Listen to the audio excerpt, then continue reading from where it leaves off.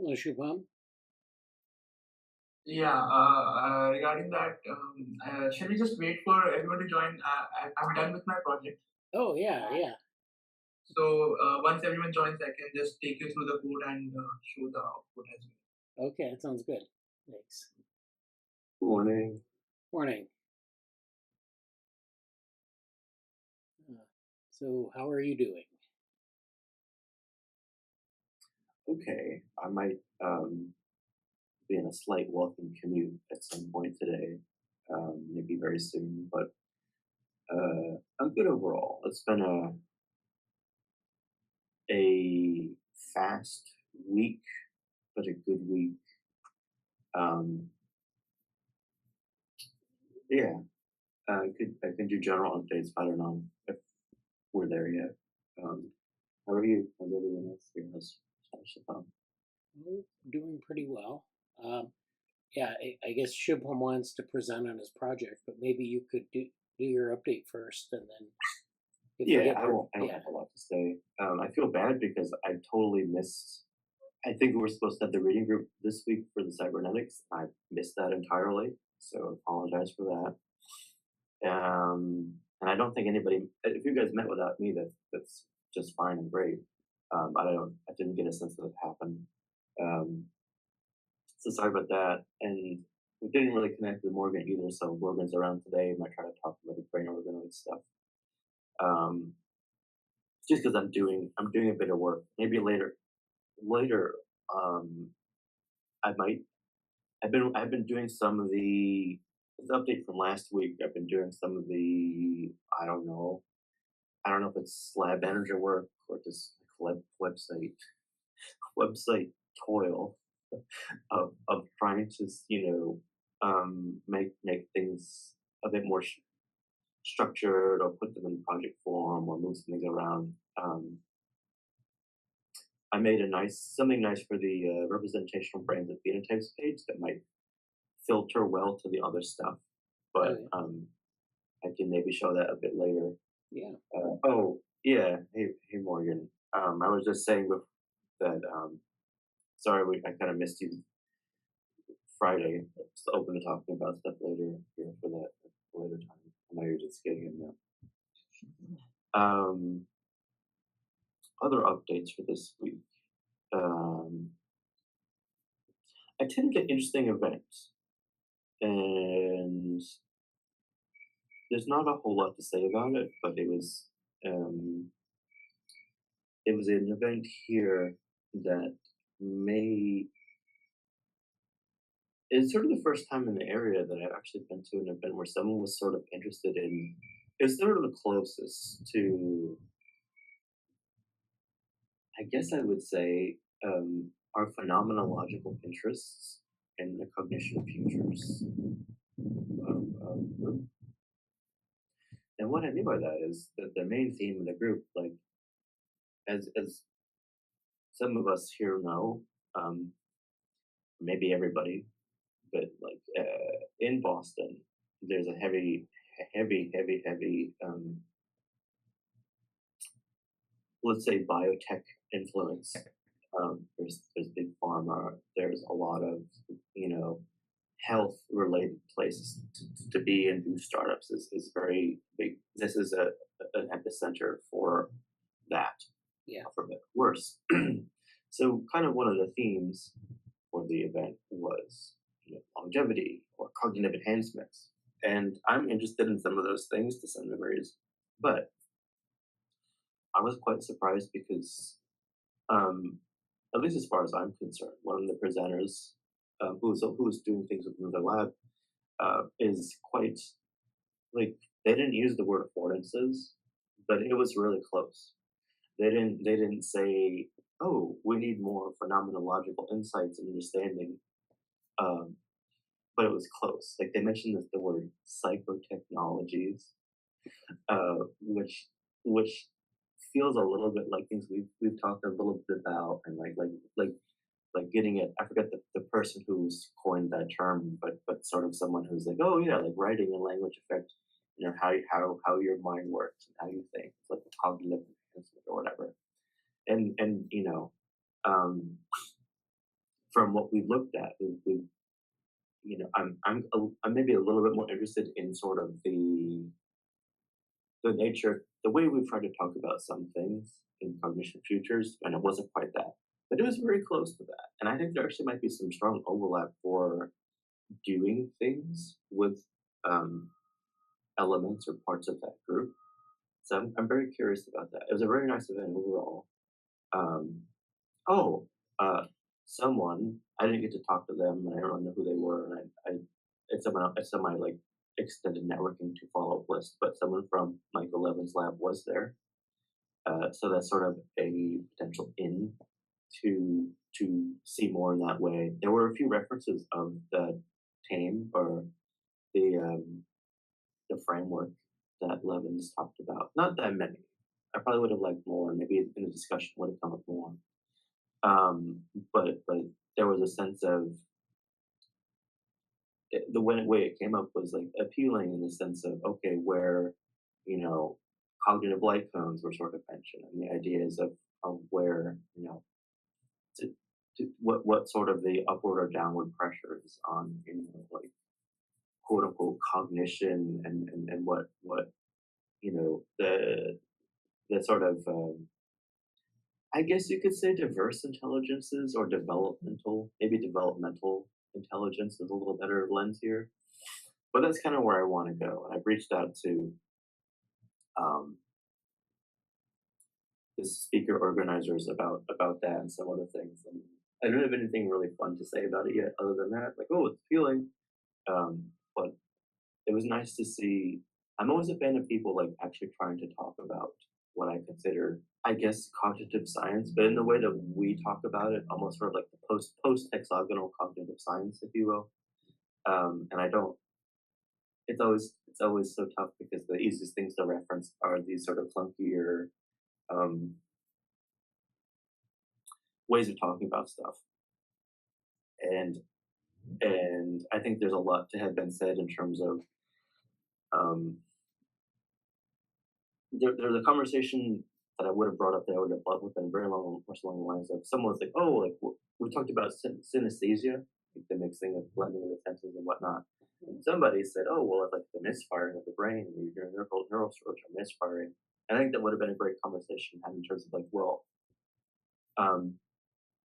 in sort of a critical theory sense, like, well, what is it being compared to? What are the norms? How did the norms come about that are, what we're saying, blah, blah, blah, as the standard view of like standard cognition or normal cognition is blank, and what point of development is it, and so on and so forth. That's one branch to go down. But also, it was very interesting to see the perspective of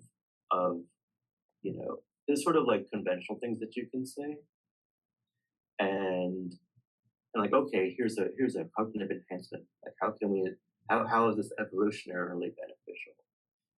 To why would it be a good thing to have synesthesia? Why would it be a good thing to mix numbers of colors and letters and other like sensory or smell experiences and stuff like that? And it was a nice discussion, and I think it was a brave discussion because I find a lot of people, at least in this area, and the pressures for how things are in like what's cool to talk about or not. I think there were some risks taken that I appreciate in terms of trying to get deeper at like at issues that I think matter a lot and that we talk about in the lab. Even it wasn't touched upon directly, but there was a little bit of like observer dependency discussed. And I was like, oh yeah, like in the future, like I will mention our observer dependent, the talk that we've had and the work we've done in that space. So that was fun. That was a fun, unexpected thing. Unfortunately, one of my friends is leaving the area soon, but there's who is related to this. But there may be some opportunities ahead to do things there. That's my major update, and I'll say there wasn't anything. The way things worked out this week, I did not push too much forward with the U Albany stuff that we talked about last week, but there will be more this weekend and this week on that front. So I don't know if you ever want to like there's stuff about like a model builder thing to talk about, and some other projects that we could pitch to that group. But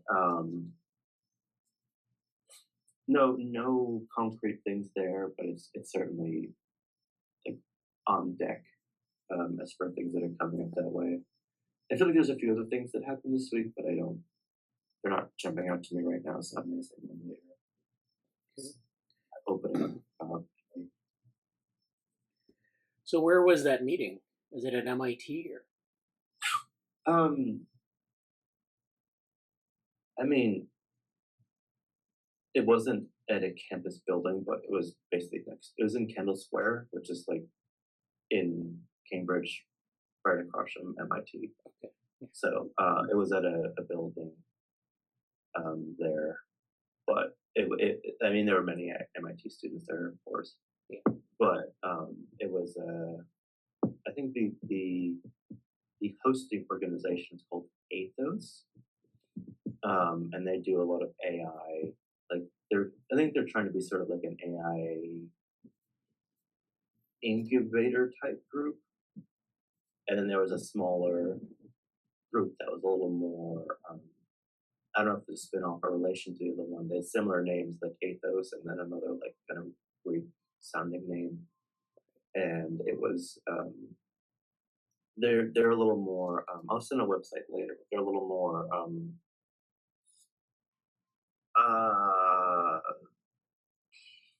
they're smaller and less defined right now, but I think it's sort of like I think it's a stretch of an analogy to say Ethos is sort of like orthogonal lab, and the other group is a bit like representational brains and phenotypes, kind of like a working group that's in development, and I think has some kind of some funding and some structure that's in development with a couple folks that I know, and so I'm not quite sure how to differentiate it, but basically that was the host group, and there's ties to they're established. Ethos is an established group that has a lot of like, are you making AI? Why don't you see if we can help you do it, kind of a thing. So a bit like incubator, a bit development oriented, but much more from a, I don't know, from a particular perspective, I guess. But it was a very, I had a good feeling about all of that. Well, that's good. That sounds good. Sounds interesting. Yeah, and just kind of maybe we can make some connections there.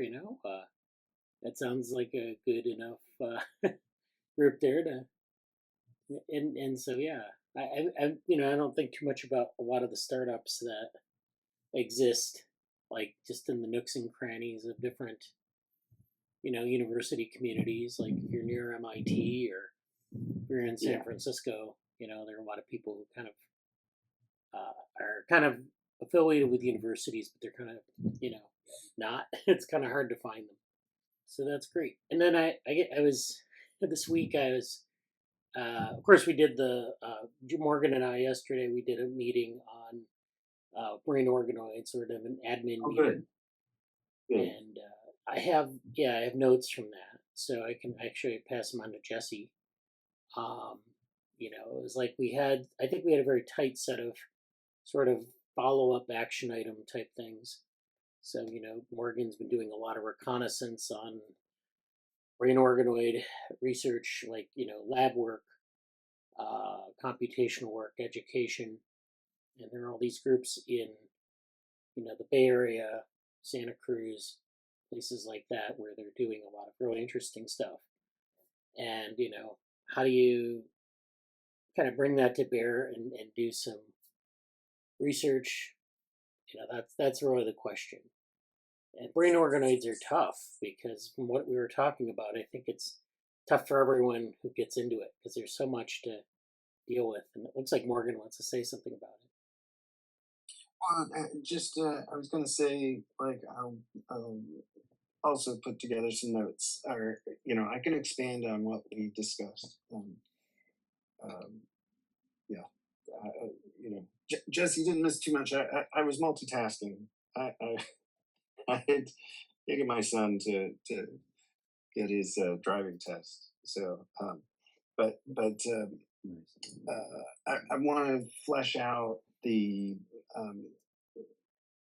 kind of the various technologies, or the different steps and or kind of materials and or processes that go into the organoid culture, and like each one is developing. They're just looking at a bioRxiv paper right now that is using bioprinted hydrogel material to do kind of some novel innovation to increase. One of the issues that we're talking about is with significant growth or age, the problems of getting nutrients to all the cells, and like I don't want to say vascularization in the kind of biological sense, but increased perfusion, let's say, via the this kind of bioprinted scaffold, and like there's at least kind of 10 steps, or 10 areas where either equipment comes into play or materials comes into play. And certainly one of the things I've been tracking all along is how to reduce the cost of the growth factors. So there's like a synthetic bio project that could be you could say is involved. Again, if part of what you're working towards is like increased scalability, so like automation is under that kind of scalability, as is quality control, which includes computer vision, which includes microscopy, and anyway, I should really get all of these into a doc, and be So I'd love to contribute to those notes, Brad. Oh yeah. I'll set it. I'll get mine together and put them up in the lab admin channel in the Slack. Maybe you can add to that. So I think Morgan's giving a good example of the kinds of things we were talking about. There are just a lot of technical challenges, but there are also a lot of questions that people can't need to answer, I guess, to get like really good organoid work out.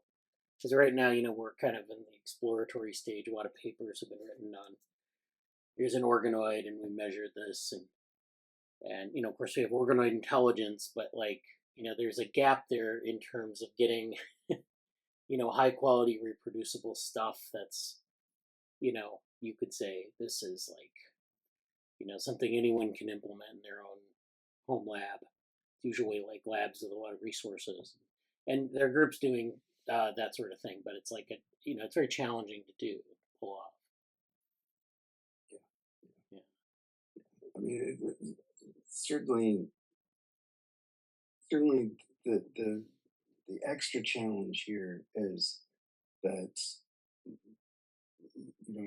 if your output from the organoids, or the cerebral organoid in this case, right, is the kind of complex electrophysiology. Yeah. Right. So So as Madeline Lancaster is saying, excuse me, um, this comes with a very aged organoid, right? And again, this is what everybody also highlights as what becomes a quality control problem, is that as you're keeping these to get to the older age. It seems crazy. Again, we're just talking weeks here potentially, right? I mean, ideally a couple months, but yeah. In cell culture age, yeah. But that's the kind of necrotic problems that will arise, and a combination of just in the kind of sphere of cells potentially, or and again, because you're interested in electrophysiology, um, at the electrodes organoid interface, and the like or intelligence is one of those areas where you're really pushing that organoid electrode interface. Yeah. Right.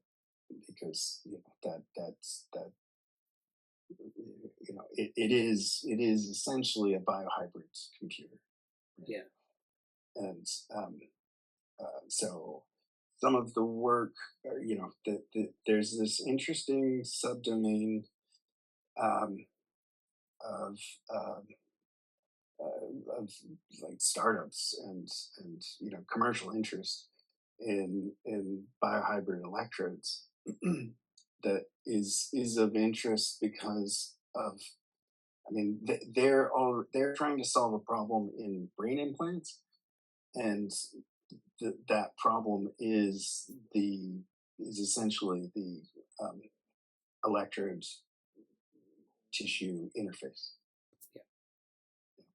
So it's again another one of these interesting areas to track. That it's got a whole lot of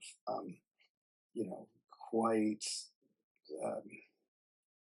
capital intensive technologies behind it. Yeah. In terms of microelectronics and essentially nanotech. I mean, the 3D, the kind of the nanofabrication of this is like super interesting, but is starting to get more like it's this like weird combination of kind of like it's a number of unique technologies, but they are like chip design, or they're like chip manufacturing. Yeah. Interesting. Yeah.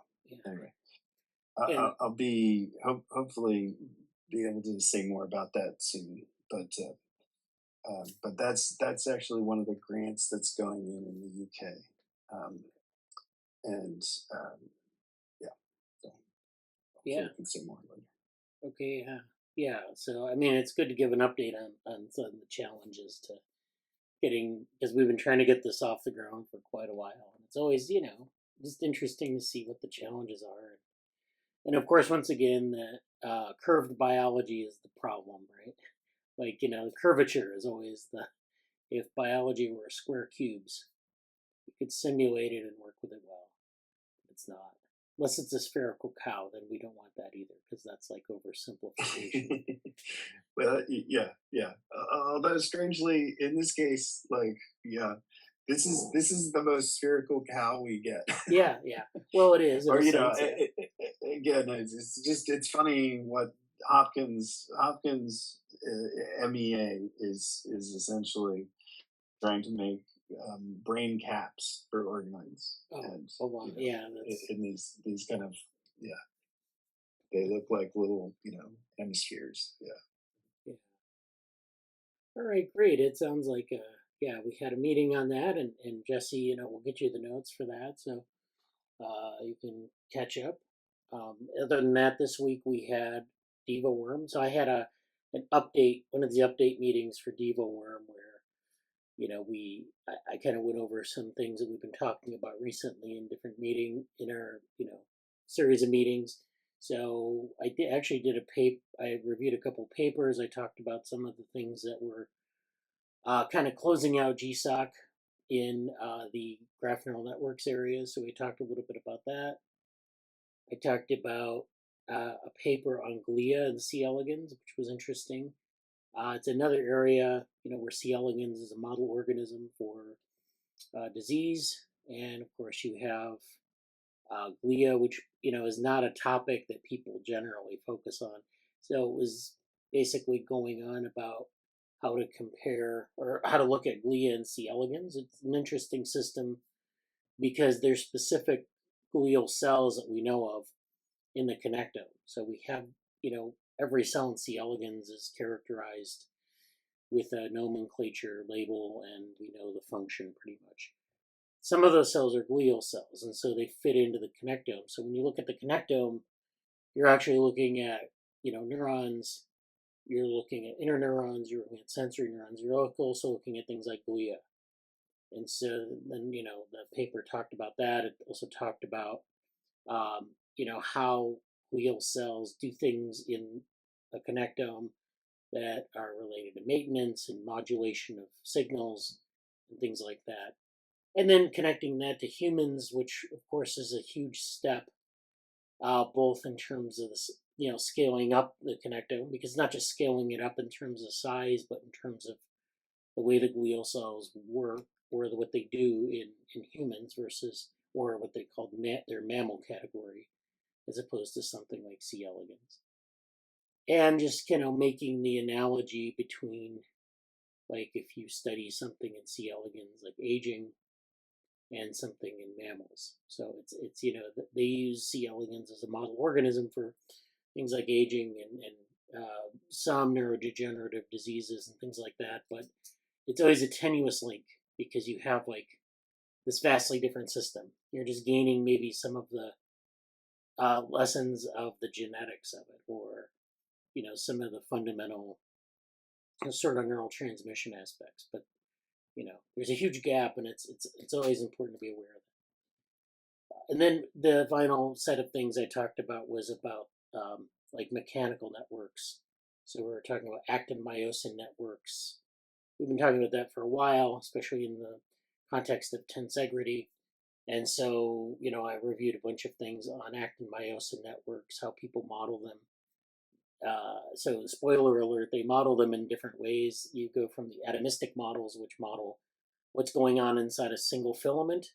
So it could be, all the molecular interactions, the molecular dynamics inside of a single filament. And then the action of the networks, both in terms of their connectivity and in terms of their sort of functional aspects. So you have basically what we know as a complex network, but instead of just having nodes and edges, we have these active edges that change dynamically, and even the nodes change their properties dynamically. And we can end up with things like hypergraphs and other types of networks with mechanical properties that are sort of imbued in them. So these are all things that I think are kind of following up on some of the things we've talked about in DevoWorm in the last maybe 3 months. So that was DevoWorm, and then we were going to have a meeting on cybernetics, but we didn't have that meeting. I think I actually saw Amanda for the first time in a couple months. So, but we didn't have the meeting. But yeah, we want to review this paper, this Evergood regulator theorem paper. So yeah, we have two of those. The one I did with Rob Stone, and then the one we're doing collectively with reference to modern, world models. So that's something we're going to get to this fall, hopefully. There's just a lot in that paper to go over, so it's not going to be just one meeting. So we hope to pick up the cybernetics meetings soon, and it's just hectic on a number of fronts. Get the cognition futures meetings back up if we're according to Jesse's schedule, and then our Friday times are we've kind of completed our open source meetings for this year, but we are I'm doing actually a thing on the model builder series. It's basically a group of students doing independent study on building models and mostly machine learning models in their case, but kind of getting this idea of models and model building. So that's all fun. But we might also have administrative meetings at that 11 or at that noon Eastern slot. So that's something to look out for as well. Okay, so I wanted to get back to Shubham, who wants to present on his GSOC stuff or his open source stuff. I don't know if he's there. He had to go somewhere a couple minutes ago, but he's there. Okay. So would you like to present? So, hey everyone, I'll just share my screen and I'll take everyone through the code once, and then we can see the output. Sounds good, yeah?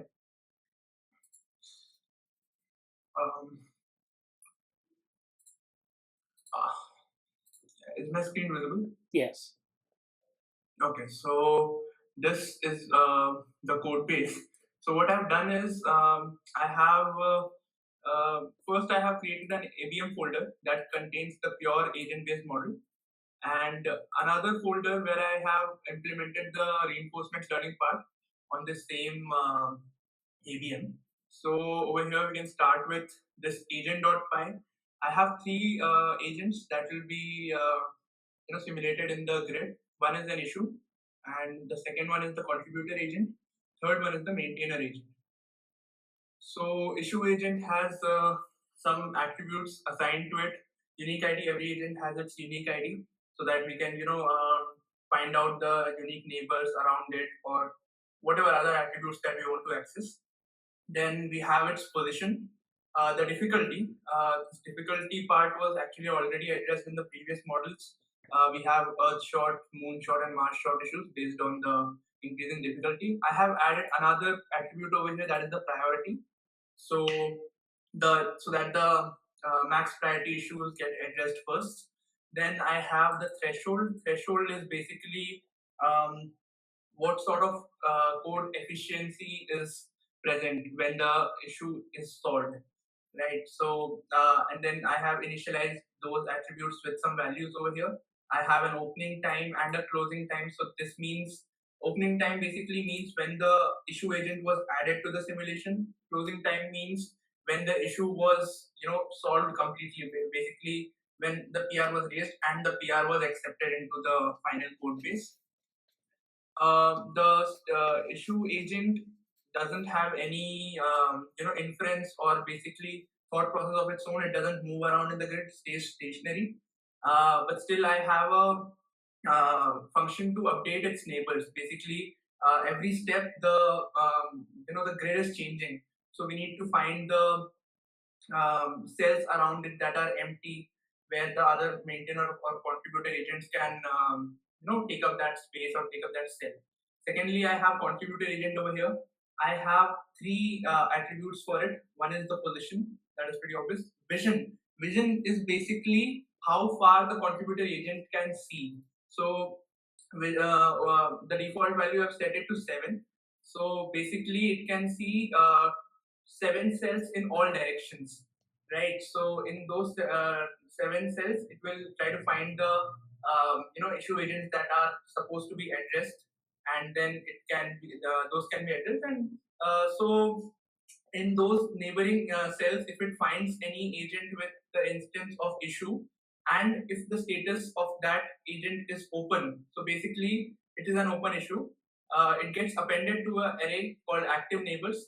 And then if there are certain active neighbors, then it selects an issue from those multiple issues. It selects one particular issue, and the status turns to solved, right? So After that, we have, as I mentioned, there was an attribute called code efficiency. So based on the skill of the contributor, a random code quality is assigned to that particular issue, and we move forward with updating the neighbors of around the contributor agent.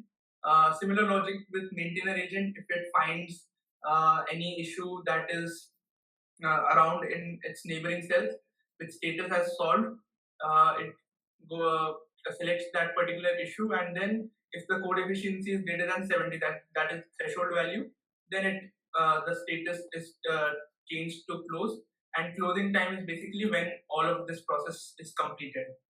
Right? If the code efficiency is not greater than 70, then the status is turned back to open, and then again we can move the agent around in the grid. Next, I have the model.py. So over here, I'm just initializing some values like, what is the density of the issue agents, contributor densities, and maintainer densities. Then I have some data collector function over here that collects the number of Earth issues that are solved, then Moon and Mars, and then the accepted PRs, the average review time, and average code efficiency. Secondly, I have some agent reporters that collect the position, status, and other attributes of the agents. Then over here, we are initializing the agents into the grid. We are assigning unique IDs and placing them in the grid, and then over here we're adding them to the schedule, right? So then we have a step function over here. So step function, what it does is every step the agents follow their definitions, basically whether to move around or to solve an issue or to review a PR, and the data is collected, and the iteration is increased by one step. So what I've done here is I've had a maximum iterations, that is 1,000. So once this is done, the schedule the step function stops, because self.running turns to false, and the step function doesn't execute anymore. Over here, I have some functions to collect the data of the issue agents, or the average efficiency of the code, or the review time, and etc. Then I have the server over here. This is basically like you can call it a front end where you can deploy your model, and we have some sliders to change the values of issue densities or contributor densities and other attributes or variables. This doesn't have a lot. We have a server to launch, and then you can launch it. This is where the reinforcement learning part gets, how do I call it? It gets implemented, right? So over here, I have imported the issue agents, the previous agents from the agent.py file in ABM directory. As we have already seen, issue doesn't need to have any step function, but just to update its neighbor, I have mentioned the step function over here. Then I have the contributor RL agent. Basically, it's the reinforcement learning implemented agent. So I have addressed another attribute over here, that is the issue solved attribute. So once it solves an issue, this turns to true, and during our reward calculations, we can use this particular attribute to reward the agent. And same goes with the maintainer agent. I have addressed a new issue reviewed attribute. This same can be used in while calculating the rewards. This particular part is the same as the agent.py in the AVM. Then this is the model.py. So over here, we are again addressing the variables present in the model, the width, height, and density, and other things. Over here, I have an observation space. So this observation space is like what an agent in a particular step can see. So we have an array that contains 224 elements, whose maximum, the elements can have a minimum value of 0 and a maximum value of 4. We'll see this later, what 0 and 4 actually are. And then we have an action space. It has 8 discrete values. So 8 discrete values meaning it can go north, south, east, west, northeast, and also diagonal in the diagonal directions. And then you have a step function. So over here we call all the functions to collect the data to schedule the step and to um, just select the action what the agent has to take. Then over here we have the calculate reward function. This basically calculates the reward. So in the agents that are scheduled, if the instance is contributor RL, basically the reinforcement learning implemented contributor agent, as I mentioned, the attribute was going to be used for rewarding the agent. So over here, if the issue solved is true, it gets 1 point, and if the issue solved is false, it gets 0 points, and it moves on ahead. Same goes with the maintainer RL. Then we have a reset function over here. After every episode, the grid has to go back to its original state. So we are just putting it back into its original state, activating randomly. Then a single grid is used. The initial agents are created again, and they are converted into an observation space and everything. So next I have a utility.py. Utility.py contains all the functions that are repeated again and again. So create initial agents is used. Grid to observation is used around 3 times to update the observation space at each step. So what happens over here is if the instance is an issue RL agent and its status is open, the row appends 2, and if it's solved, the row appends 1, and if it's closed, it appends 4. If there is any other agent other than the issue, say contributor or maintainer, it appends 3. And this is again sent back to our observation space that I talked about. As I told, these 0 and 4 have that 0 and 4 mean what kind of agents are present around a particular agent.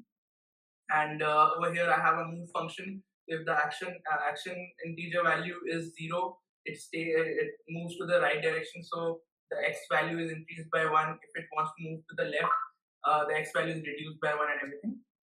Then I have the server.py over here.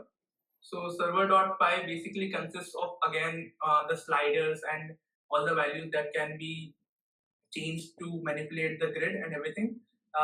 That's it over here. This is the kind of the array RL logic. What is happening over here is we have to connect our environment and tell the grid what sort of policy to use, whether we have to use the contributor policy or we have to use the maintainer policy. And that is it, what is going on over here. Over here, if the agent ID starts with contributor, it has to use the contributor policy, and it computes the actions over here and returns it to the action space. Next, we have a train config.py. This has the configurations of what to use, whether how many GPUs to use. We have to use 0 GPUs, and number of learners, number of rollout fragment length is set to auto, so that these rollout fragment length depends on number of learners and number of event runners. So if you change the value, this automatically sets it to whatever will be the most appropriate. Then I have a train.py file over here that get config is basically, we call this inside our train model to enter all these config information into the this function, and then this train model is called inside our example.py. That is the final file that we will be running, and it is called over here with all the configurations and everything. And after the training is done, it stores the information in a directory called checkpoints in a file called results.txt. It pretty prints the results into this file, and then we can run our model on this particular code, and it opens the browser and everything. So I'll just run the file and show. Just a second.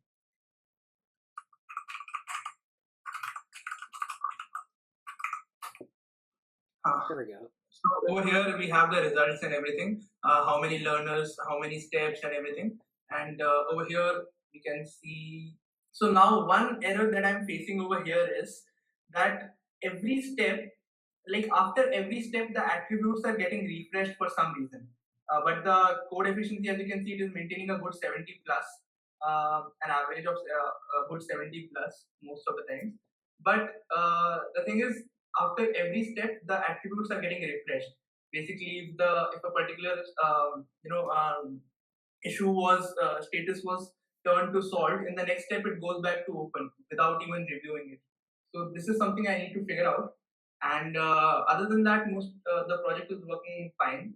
So I could have a meet with Himanshu to maybe figure this out or something, how to run the trained models.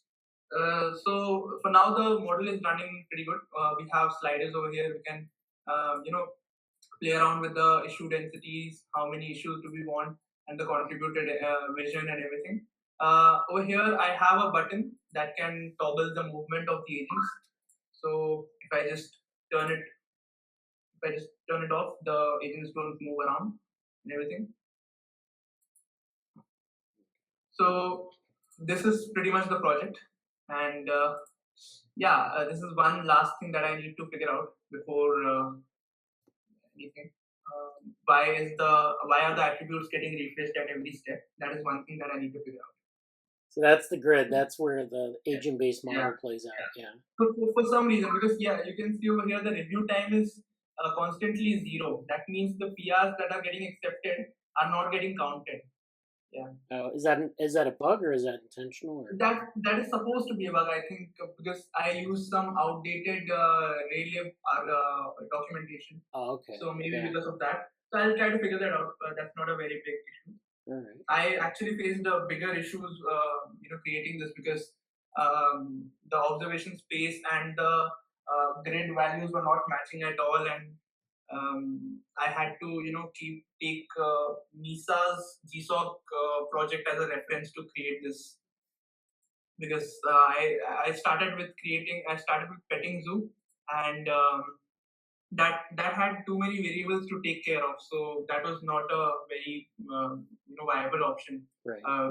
Last year, Rajgopal he already told me actually that it is not a very good option, but I still went for it, and I realized it's not going to work out. So I just went ahead with the reinforcement learning library of Ray. So I'll try to figure this out. Maybe I can have a meet with Himanshu, and he can help me out with this. Other than that, the project is working fine. Well, that's great. Yeah. I can also show you the. So once the training gets completed, in the results.txt, the results get pre-printed, basically of both the policy contributor and the policy of maintainer. Oh yeah. So how many learners were there? What was the curl coefficient, entropy, and everything. So we can pretty much use it now. The only thing that I need to fix is this. Why is it getting refreshed again? That's Yeah. So this is great work. So you did also, I saw that you pushed some things to the GitHub repository. Yeah. So those are all kind of there's a directory that has this work in it. Actually, I'll have to make some changes with that. Okay. Because I didn't create separate folders for agent-based model and ABM with our reinforcement learning part. So I'll make those changes, and maybe by tonight or maximum tomorrow morning, I'll make all the changes, and I'll update the README file as well. Okay, that's good. So this is all in our GSOC repository on Orel group on GitHub. Yes. Yeah, and so that's where Sarrah's work is in a different directory. This work is in yeah. So they're all kind of labeled by the name of the project. So yes. Yeah. So that's great. Thank you, Shubham. Do we have any questions for Shubham? So, I was just curious, like you showed the training process. So, do you have like any trained model with some kind of? That is exactly what the problem is right now. Okay. So, the training model, once we run this example.py file, the model gets trained, but I don't think the trained model is running after the file gets executed. It is again training the model, and that is why the step function, every attribute is getting refreshed again and again. If it runs a trained model, the attributes won't get refreshed. So I think these are models that are not trained already. It's training the model again while the grid is moving around. So that is something I need to figure out. Yeah. Okay, sure. Yeah, and so you mentioned that there are these contributor versus maintainer policies. So these are just based on the category of the agent, and then they pursue a certain policy, or No, both are using the PPO policy, but okay. because we are using different attributes and different action spaces to reward them, so I just made two separate parts for both of them. All right.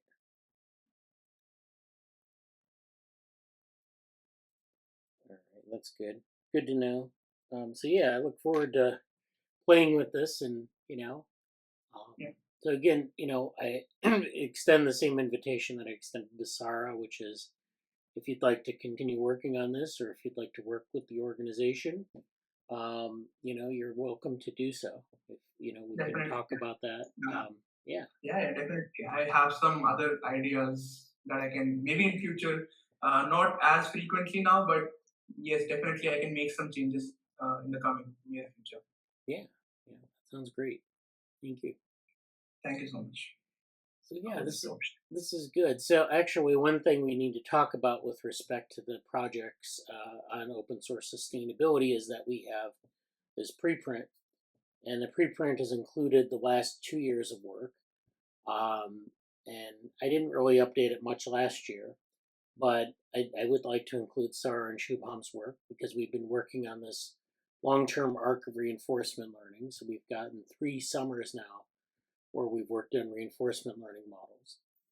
And, that needs to be kind of updated and talked about in terms of that arc. Maybe we need to reorganize the preprint, probably.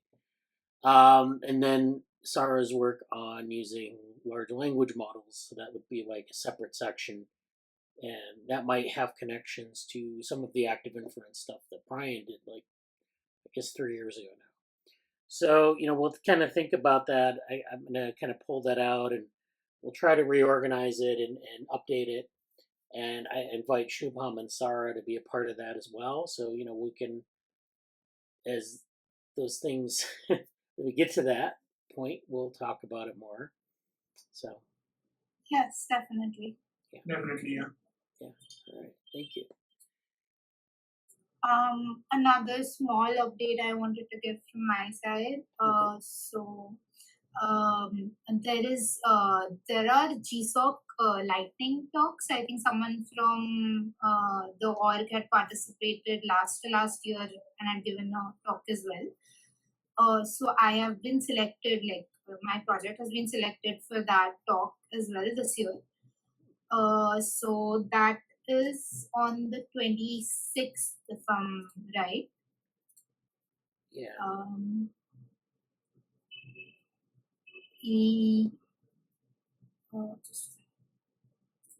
Yeah, 25th, September 25th at 4 p.m. UTC is when so there are 3 different days this year that they're having the talk. So mine has been given this time slot. Okay. And in the talk, we have to present, it's about 3 minutes. And so I've given this talk once before as well when I did my last GSOC. So I think it's a 3-minute deadline, and we need to present slides. So I believe it's 3 to 4 slides is the limit, and maximum of 3 slides. So the deadline to submit the slides is September 16th. So yeah, mostly by next week's meet this time I'll have some idea. I've not been able to do much yet to put together the slides. Like I have the information definitely. I was trying to I want to see if maybe there's a way I could include a demo video. So if that's possible, because I was struggling with that during the presentation as well.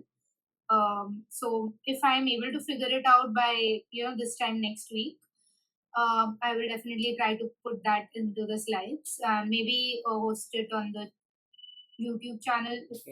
I'll let you all know how it comes along. Right. But if it doesn't happen, in the worst case, we definitely have screenshots of all the different components that I could compose my slides of. But yeah, I just wanted to inform everybody about that. Yeah, that sounds great. Congratulations. Thank you. Uh, I mean, I think it's mostly luck based, but Yeah. still thank you. So in terms of demos, like, building a demo is kind of tricky because, it's like, what do you want to put in there? Do you want to run the program and show? Yeah. Is that what you're thinking of? And Yeah, definitely. The first thing I want to do is like with the calculator project kind of thing I had throughout the entire this. I want to get it working with the front end and the whole AI models and the autocode rover running in the back end. That's still something that I've not been able to get a full run yet because of RAM issues and other stuff. I also have to give my laptop in for some repairs the next week, so I'll see how that happens. But yeah, that is one thing I want to do. And then the second thing that once we know it works, the another thing I was definitely thinking of was like the calculator project is a kind of very simple demo repo. So maybe if there was something more complex, I could try that.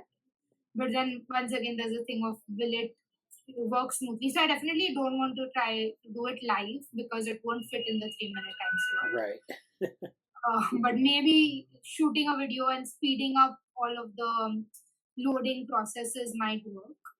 So yeah, if there are any ideas on to what could be a good demo repository, like I have a calculator project was the simplest thing I could think of that AI would definitely get the code right for. So that is what I've gone with now. So yeah, there are any ideas for something else that might be more demoable? That would be very appreciated and to work on it, to try.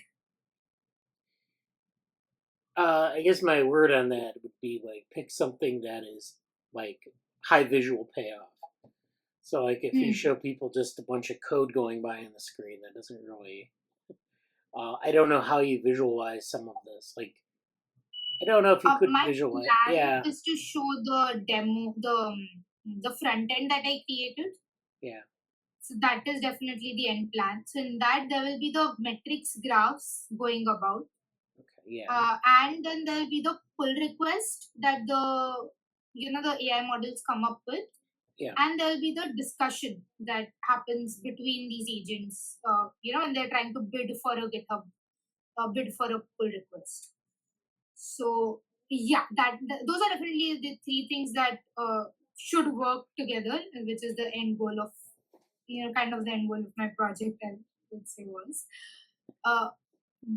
Yeah, I think was that your question or. Yeah, I mean that was my point. Kind of my point was that if you have like 3 minutes and you want to put a demo in there, it's like pick the things that are the most sort of visually salient. Like if I show you the interface and there are things going by, that's interesting. It doesn't tell you a lot, but it's interesting. And then if you have like a way to visualize the task, but very quickly, you don't want to confuse people, which can happen if you put it together. That would be good too. And just remember that like you're going to spend a lot more time making the demo, film it, like capturing the screen, than to actually what you get out of it. So like I'll do that when I give talks, like for conferences, and record them. I'll record them. It takes like about 2 hours, but it's like 10 minutes of content. You just have to like kind of keep practicing and kind of fitting things in there and say what's the best way to present this. And you just want to make sure that it's not like people say, why did you bother? I am not trying to be mean, but like it's just like when you give a demo and a talk, people really want to get the payoff, and a lot of people have gimmicks too. Like sometimes you'll have a gimmick that maybe doesn't land well, and that's kind of avoid that. But it's just I think you could probably get something together for your project. A rough sketch I had in my mind of like the whole, like the 3 slides in 3 minutes. So I was thinking the first slide could be about, like, as you said, right, Oral has been working on this project for like 3 summers now. Yeah. So maybe the first slide could just be a recap of the different approaches we have tried. The second would be like very short. I wouldn't want to spend more than like 30 seconds on it because not all of them are my project. Right.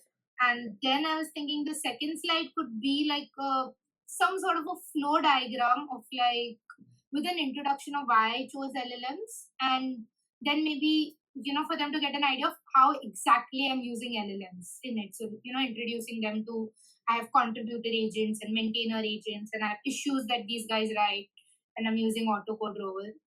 So maybe try to present all of that via a diagram, and then like once I kind of tell them what I've done, the demo would be like right at the end. I definitely think it'll take up like around 1.5 to 2 minutes of the demo itself. The video, I think, and you can try to squeeze it to 1.5. But yeah, and then maybe there that could be like the payoff moment that you're talking about. Like, how did I use all these things that I talked about? And what is the result? Yeah. So that's like a rough flow I had. If there are any inputs. Yeah, I think that's good. Yeah, it kind of goes from the big general to the specific, and then Shubham said in the chat, maybe you could have a to-do list, which is good. You want to have all your points kind of like go through. Okay, I want to have this, this, and this, and then like get them, distill them down to that 60 to 90 second window, and that's. Actually, I meant use the to-do list repository for the project because that's a really simple repository. You meant like a to-do list maker kind of project, right? Yeah. Or maybe you could already have a to-do list, introduce some issues into it, and then your agents could do the work. Yeah, the only thing is right now what I'm trying to do, I'm trying to keep the code as simple as possible without using external libraries. So like to-do list was usually definitely use some kind of like GUI library, which it'll use some JavaScript frameworks. Yeah, so getting an AI to understand a library would definitely be more complex. So I would try to avoid that for the demo that I wanted to go smoothly as much as possible. Definitely something I could like explore. The calculator sounds really good. I'll try to see if I can update the calculator to maybe include like more the scientific functions and more things, and then start introducing the issues. So I'll play around with that and see if that works. All right, thank you, Sarrah. Thank you for that. Jesse is back. I saw him come in and out. I was wondering, Jesse, could you share? Do you have access to your Discord, the Joe Pro Discord? Could you share your screen on that? Yeah. What did you want to see? I wanted to see the behind the scenes channel. Okay. Let me get my. I'm just opening up my laptop again. Okay. So give me a second here. Yeah. Get to my computer. So I was noticing this channel that Jesse has in the Joe Pro Discord. I almost want to call it like the whiteboards channel because I love whiteboards and I feel like that's a big part of my life. So. Well, yeah, I noticed. But yeah, let me. Okay, I'm almost there. Okay. I hope I'm at a cafe now, but I think the noise is okay. It's fine. For you? Okay. All right. All right. Just getting there. Hopefully this is happening. Okay. I think is it sharing? Yes. Okay. So here's the general announcement stuff. Just everything we already, nothing new. But the behind the scenes one is here. Get rid of this stuff here. Can I close the sidebar? Yeah. What did you want to see here? Just go through some of the stuff here because I like the whiteboards. You have some things on whiteboards, you have some things in here that are. Oh yeah, I mean this is even this first part. I forgot I did this. This is something I was trying to transfer over into giving like some of the specific project stuff. This is obviously from a while ago, from last year. This is sort of where I'm going with it. I think this is up now, but a lot of the design has changed, and it's still kind of a prototype for putting some of the projects up on the website. So that's sort of like old. I guess this was only a month ago, but to me this this feels like it was like last year. In terms of just designing the stuff and making like how do you arrange the project. So this is in the works still, but looks very different now. Behind the scenes. So what is the behind the scenes channel? If people don't know the server at all, it's sort of my current home base for a lot of updates and things like that. It's mostly really just announcements, and then I'm not even sure honestly with some of the working groups having their own channels. I might try to do threads or something differently. I still haven't figured out what I want to do there. And there's some old mentoring things here that are not really active anymore, and I might make a different thing for the mentoring in general. But so this is quite in flux, and part of why I haven't mentioned it too much is because once the structure is a bit more set, I will be overtly doing more things there. But the behind the scenes is sort of essentially a behind the scenes look as all that is happening.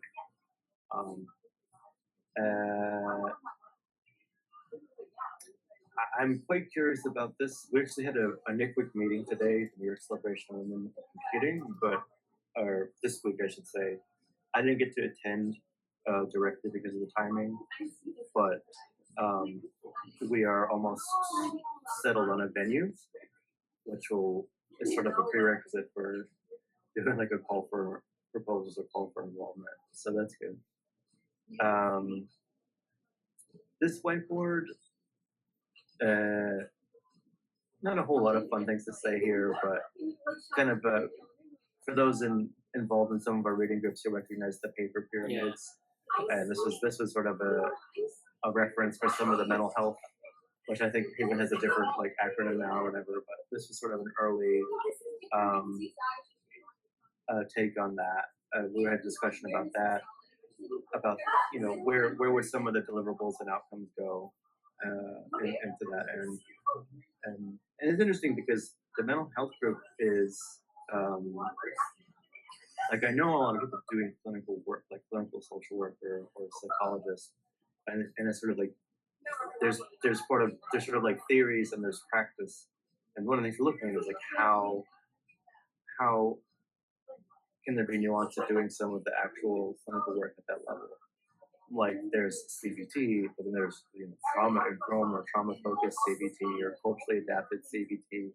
There's variations on it, and it's sort of interesting because that even came up yesterday earlier this week at the meeting I mentioned earlier today, because they're like, oh yeah, CBT is like cognitive enhancement, but people don't like it, and I feel like, well, there's a lot to say there, but to move along,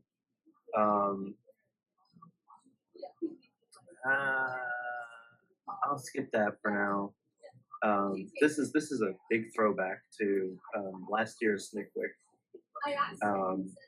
but this is a big collaboration of a lot of things with Larry Schnake, who also congratulations to. I've meant to push. I need to push that to the main like medium, but she published her thesis on like liability in AI. She's a law student in Chile.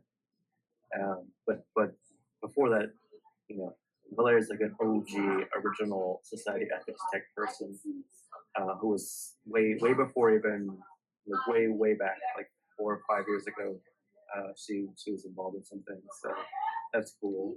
And then Jen is now part of what has become the mental health group.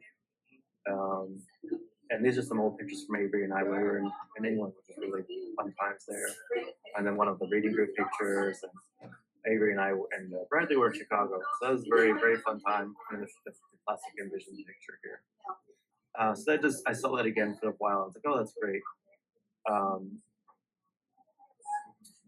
This book came up. Black Skin White Nash is very much about a very psychological take on, you could say, history, colonizer, colonizee, kinds of things. It's a very poor description of it, but I'm just going to keep moving to the channel for now. This is about adverse childhood experiences and how they affect health. So it's sort of a mental health thing, but this came up in Jen's coursework.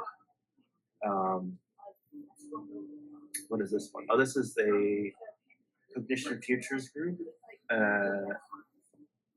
The updating the work, I've had to bounce the actual homepage for like this Cognition Futures around a lot, and it's kind of set. It's almost there. I'll show it. I'll just switch my screen in a little bit to show it. But like getting an excellent template for all the working groups to make them uniform is getting closer and closer and closer. So I'm happy with that. And then the final, the whiteboard from this week was really interesting because I bring in like a classical Clausewitz quote, which is like for people who are in old school like foreign policy and international relations, like security studies, with this famous general from I think like the 1700s or something. And wars, politics through their means. But I was using it here in this interesting context of, I think in this case this was Jen's stuff, but discussing policy and how to, looking at it from a micro level of an individual versus a bigger, broader, polished level of the system. And so there was a discussion about, there was essentially a maladaptive practice of people getting into homeless shelters just to get Section 8 housing. And we looked at why is that happening as opposed to people like, why can't people get housing they need in general? And obviously housing is an issue in many settings, but just sort of like, what is it that affects people having these different approaches to like not being able to use the system as it's intended. So yeah, you probably can recognize the EGRT reference there, and like system and how systems work. It's not pictured here, but there's another discussion a little bit about like cybernetics and some regulation stuff there too. And what happens when a system doesn't contain or afford all the means of resolving the issues? In the regulation state, maybe can it be a good regulator? But in other states, systems and human systems are quite messy. Like what happens? And there's some examples here and some other pictures and stuff like that. So this is a super rapid fire overview, but I don't know if you have any other questions from this whiteboard or anywhere else in the channel I can address. I think that's great. I was just curious about, what was going on there. I think that's great to have this sort of behind the scenes like channel, because it's like, what's going on, how does the sausage get made, I think that's kind of an interesting, I like when people give teasers for things they're working on. Yeah, and I'm like I said, I'm quite tempted to basically making the whole thing like I would love to just have like the whiteboard channel that everybody like whatever you're working on, just like take a picture of the whiteboard and talk about it, because I find that's so, I personally just enjoy it so much, but I think it's quite useful too, because we don't those things always there's so much information in it's such a good like link or bridge to like some of the concepts that are harder to talk about. Because I see the whiteboard, I'm like, oh yeah, this is like it's a very high retention for me and easy to bridge all this stuff. But more so than that, it's nice to see. Oh, I forgot to say, if people are interested in joining that, I could put a link in it. I haven't been like promoting it because there just hasn't been like a bunch of things for people to do yet. But I'll put a link in the chat here and another place. So uh, I'm still debating some of the structure for like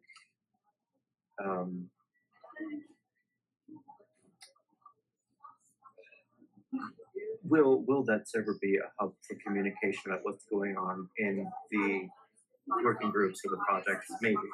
And I'm not set on it yet, but I at least I'm set of like there is one channel for like news and links and stuff, but I'm trying to also make it the project channels are for project updates, and I'm trying to make this a bit more project focused and get people essentially incubate the projects off the ground and give people, especially people that are coming in, or like in Jen's case, Jen is like getting some project experience with one of the projects in the health working group.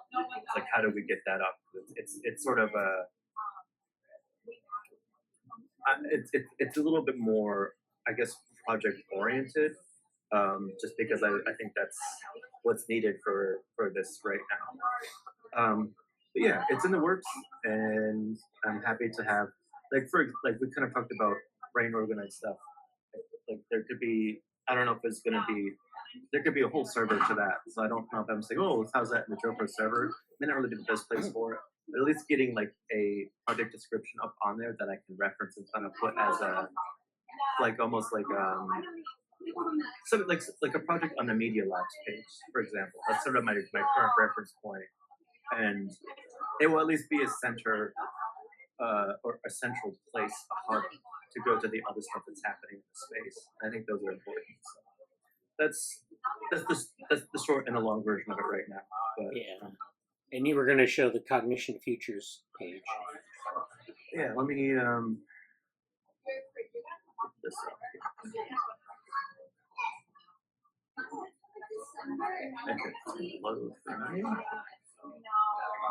Yeah, it's getting there. It's public, but like it's not quite how I want it to be yet. So here's like a very familiar design for the people doing this. For I'm honoring by imitation some of the Media Lab, but I have this set up here for this fun stuff. It scrolls, and then a lot of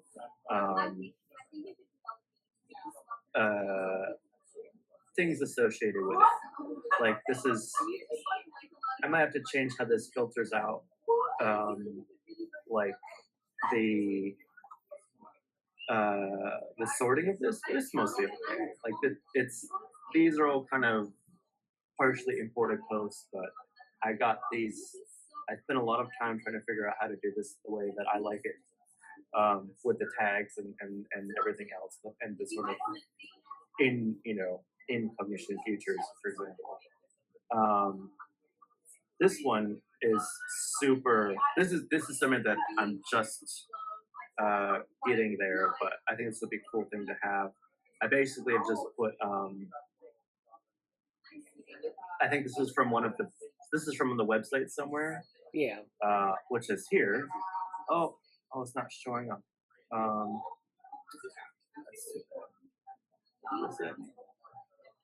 Yeah, I pulled some stuff from here and then basically took like the publications here. Yeah. But for this, I want to be like, we don't have to go into this now. This is kind of a separate thing, but I'm curious what you want on this as like a project overview page from like the physics. Yeah.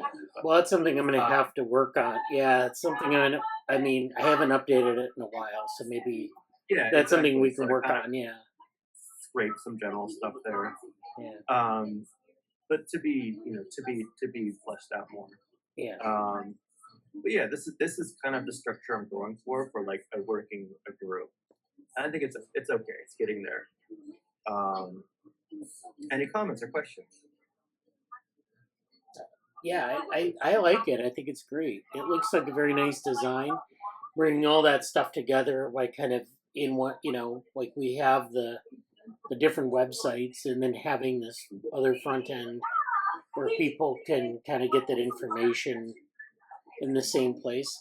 The reason I do the you know, the website separately is because they kind of have their own flavor, you know, Yeah, and their own exactly. identity. And then this would allow us to have like a kind of a, almost like a shopping mall for people who want to do a project.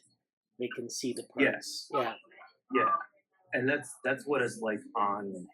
I'm not fanboying the Media Lab particularly. It's just I looked at a bunch of I don't know if I can show I've looked at a bunch I've looked at Harvard Innovation Lab, not because they're big name schools, but just like what are people doing? How are people organizing their websites to cover this stuff? Yeah. And I like the Media Labs the best so far because they break it down into these different groups. Like this to me is this just feels like it's a nice website, but I don't. It kind of bothers me. Like I can't really. It's just like okay, there's a bunch of stuff everywhere, and I'm not saying this is like. I'm not saying this website is perfect yet, but I'm gonna get it to a place where it is sort of a macro front end. Oops, I'm sharing the wrong screen or whatever. It's sort of like a macro front end, and that way people can get to what's at a high level here. There's a bunch of things like in DivaWorm, there's things in orthogonal, there's things in some other like side groups and projects that are upcoming that I'm trying to do. Like the mental health working group is sort of its own thing, but like I'm happy to dovetail into that. I may be getting like some advisors who are in the field, like people doing social work or some like psychology people that would want to like serve as sort of an advisory role to that space. And then other things like stuff with Twisters and some other groups that are there, and those are just the working groups too, outside of some of the mentoring stuff that I want to do. So it's sort of this. The website in and of itself is that sort of front, like a macro landing page.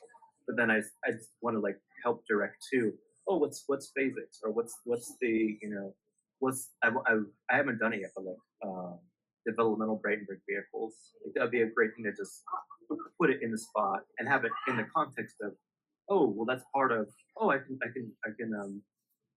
have one more thing I'll show. I just did this one, but I think this looks pretty cool. Yeah, is this gonna work? Is this showing everything here? I made representation rates phenotypes too, but I think it's very fun to look at. Yeah. And I think I don't know where I pulled this from, but this can be updated a little bit, I think. But it ties to this. It has the famous picture, and then it has a little bit of the alumni, a really basic applicant thing. The group website. This is the thing I'm trying to get. Like I've got here. If you click on the group website, it will go to the actual page, and that's like, that's the goal that I'm trying to get. You can kind of see it in the context of all these things here, like physics and whatnot. But there's only one thing here that's this sort of incomplete thing there. But it's that's sort of a behind the scenes. Things are in development in this way, so it's fun. Yeah, that's great. So yeah. Well, thank you, Jesse, for that overview of your behind the scenes in JoePro. And so let's move on. Trevor, are you there? bioRxiv, is that how you say it? I don't even know. This will be my first paper for peer review, so somewhat unrelated, but it's a drug discovery thing, and so I'm not sure if anybody's interested, but I can throw it out. Yeah. Do you have a link or put it in the chat? Sure. Yeah, I'll throw it in the chat. It just got approved this morning, so it's pretty fresh. Okay. Yeah. All right. So I'll put that link in the chat, and then there's his bioRxiv paper. Trevor mentioned something a couple weeks ago. I'm going to kind of go into a little bit more detail on. he mentioned that von Neumann actually had a different type of sort of vision for computation aside from the von Neumann architecture for modern computers. So there's some, I brought up some papers on von Neumann's coupled oscillators. So, we think about the brain as like having, having action potentials and having these rhythms and things like that. And so you can model neurons as oscillators. And then, of course, you can model groups of neurons as sort of these coupled oscillators. There are different types of oscillator models in neuroscience that are used in like theoretical neuroscience and in computational neuroscience. So you have these different oscillator models. But von Neumann actually thought about this in a certain way. So that's what I want to talk about. So this first paper is on coupled oscillators for computing, a review and perspective. And so, as opposed to something like the connectionist model, you have these coupled oscillator models, which are like neurons represented by an oscillator, and then those oscillators being coupled into a network so that one oscillator affects another oscillator, and you can have these cascades across neurons, cascades across the network, and it affects the phase of the oscillator. So if we're talking about an oscillator, we have to kind of think about what it is. And so an oscillator is basically something that oscillates according to a sine wave. So if we have like this graph here, this is the 0 point, and there's an oscillator, we'll draw a sine wave. So a sine wave has two components. It has the positive component and the negative component. And this is one hertz of a sine wave. And the sine wave basically has a negative component, positive component, and it keeps fluctuating like this. And so that's what they mean by oscillation. And so, this is something you can use to model a neuron, an action potential. But of course, if you have a network of oscillators, say if you have a couple of oscillators in a network, if this network is oscillating, there's an oscillator here, there's an oscillator here, and there's an oscillator here. And the idea is that this oscillator might impact this oscillator. It might push its phase in a different direction. This oscillator might affect this oscillator by sort of changing its phase. There are different ways you can affect oscillators. So that's what we're talking about. And of course, if you had a network like this and you changed you pushed around these oscillators through the interactions, you can end up with some pretty interesting dynamics. So all this will be represented as a dynamical system where there's some sort of, phase trajectory. And it gives you a very different view of the brain than something like a connectionist model or a von Neumann architecture where there's, an input and a linear input output or a set of linear input outputs. So this is a couple of the oscillators for computing, a review and perspective. This is under brain-inspired electronics. So this is like this area where we're looking at brain, neural-inspired architectures or brain-inspired architectures. And so, I imagine that this was quite hard for von Neumann to realize in his lifetime. So we ended up with the von Neumann architecture, which is very implementable, at least according to like 20th century rules of technology. But, these kinds of architectures are sort of up and coming. Neuromorphic devices, brain-inspired electronics, non-volatile memory technologies, other types of things. And these really deal with building circuits and, doing things much like a neuron would do instead of like what we expect from a von Neumann architecture or connectionist architecture. So this is the coupled oscillators for computing paper. This kind of goes over what coupled oscillators are and their significance. So coupled oscillators are highly complex dynamical systems, and it is an intriguing concept to use these oscillator dynamics for computation. The idea is not new, but it is currently the subject of intense research as part of the quest for beyond more electronic devices. So one of the things that's bedeviled sort of the von Neumann architecture is Moore's law. And so Moore's law is where, as we build more powerful computers, we're shrinking down the feature size of the transistors. And so as transistors get smaller, they become more powerful, but you can only shrink them down to a certain size before you start getting quantum effects. And so we have, we've kind of reached the limit of Moore's law today. People have kind of come up with very innovative ways around the limit. But, this is something that we have to think about. So there are people who are researching these alternatives as a way around Moore's law. There are other, more practical ways around Moore's law, more expedient ways around Moore's law. But this is the sort of the driving force for some of these alternative computational models. To a large extent, these efforts are motivated by biological observations, neural systems in mammalian brains, which seem to operate on oscillatory signals. So they're looking at sort of a mammalian-based brain, and that's kind of where they're going with this. In this paper, we give a survey of oscillator-based computing with the goal of understanding its promise and limitations for the next generation of computing. Our focus will be on the physics, mostly nanoscale oscillatory systems, and on the characteristics that may enable effective computing. So they get into this, they have a table of contents here. They talk about von Neumann's oscillatory computer. They talk about oscillators for these kind of computers.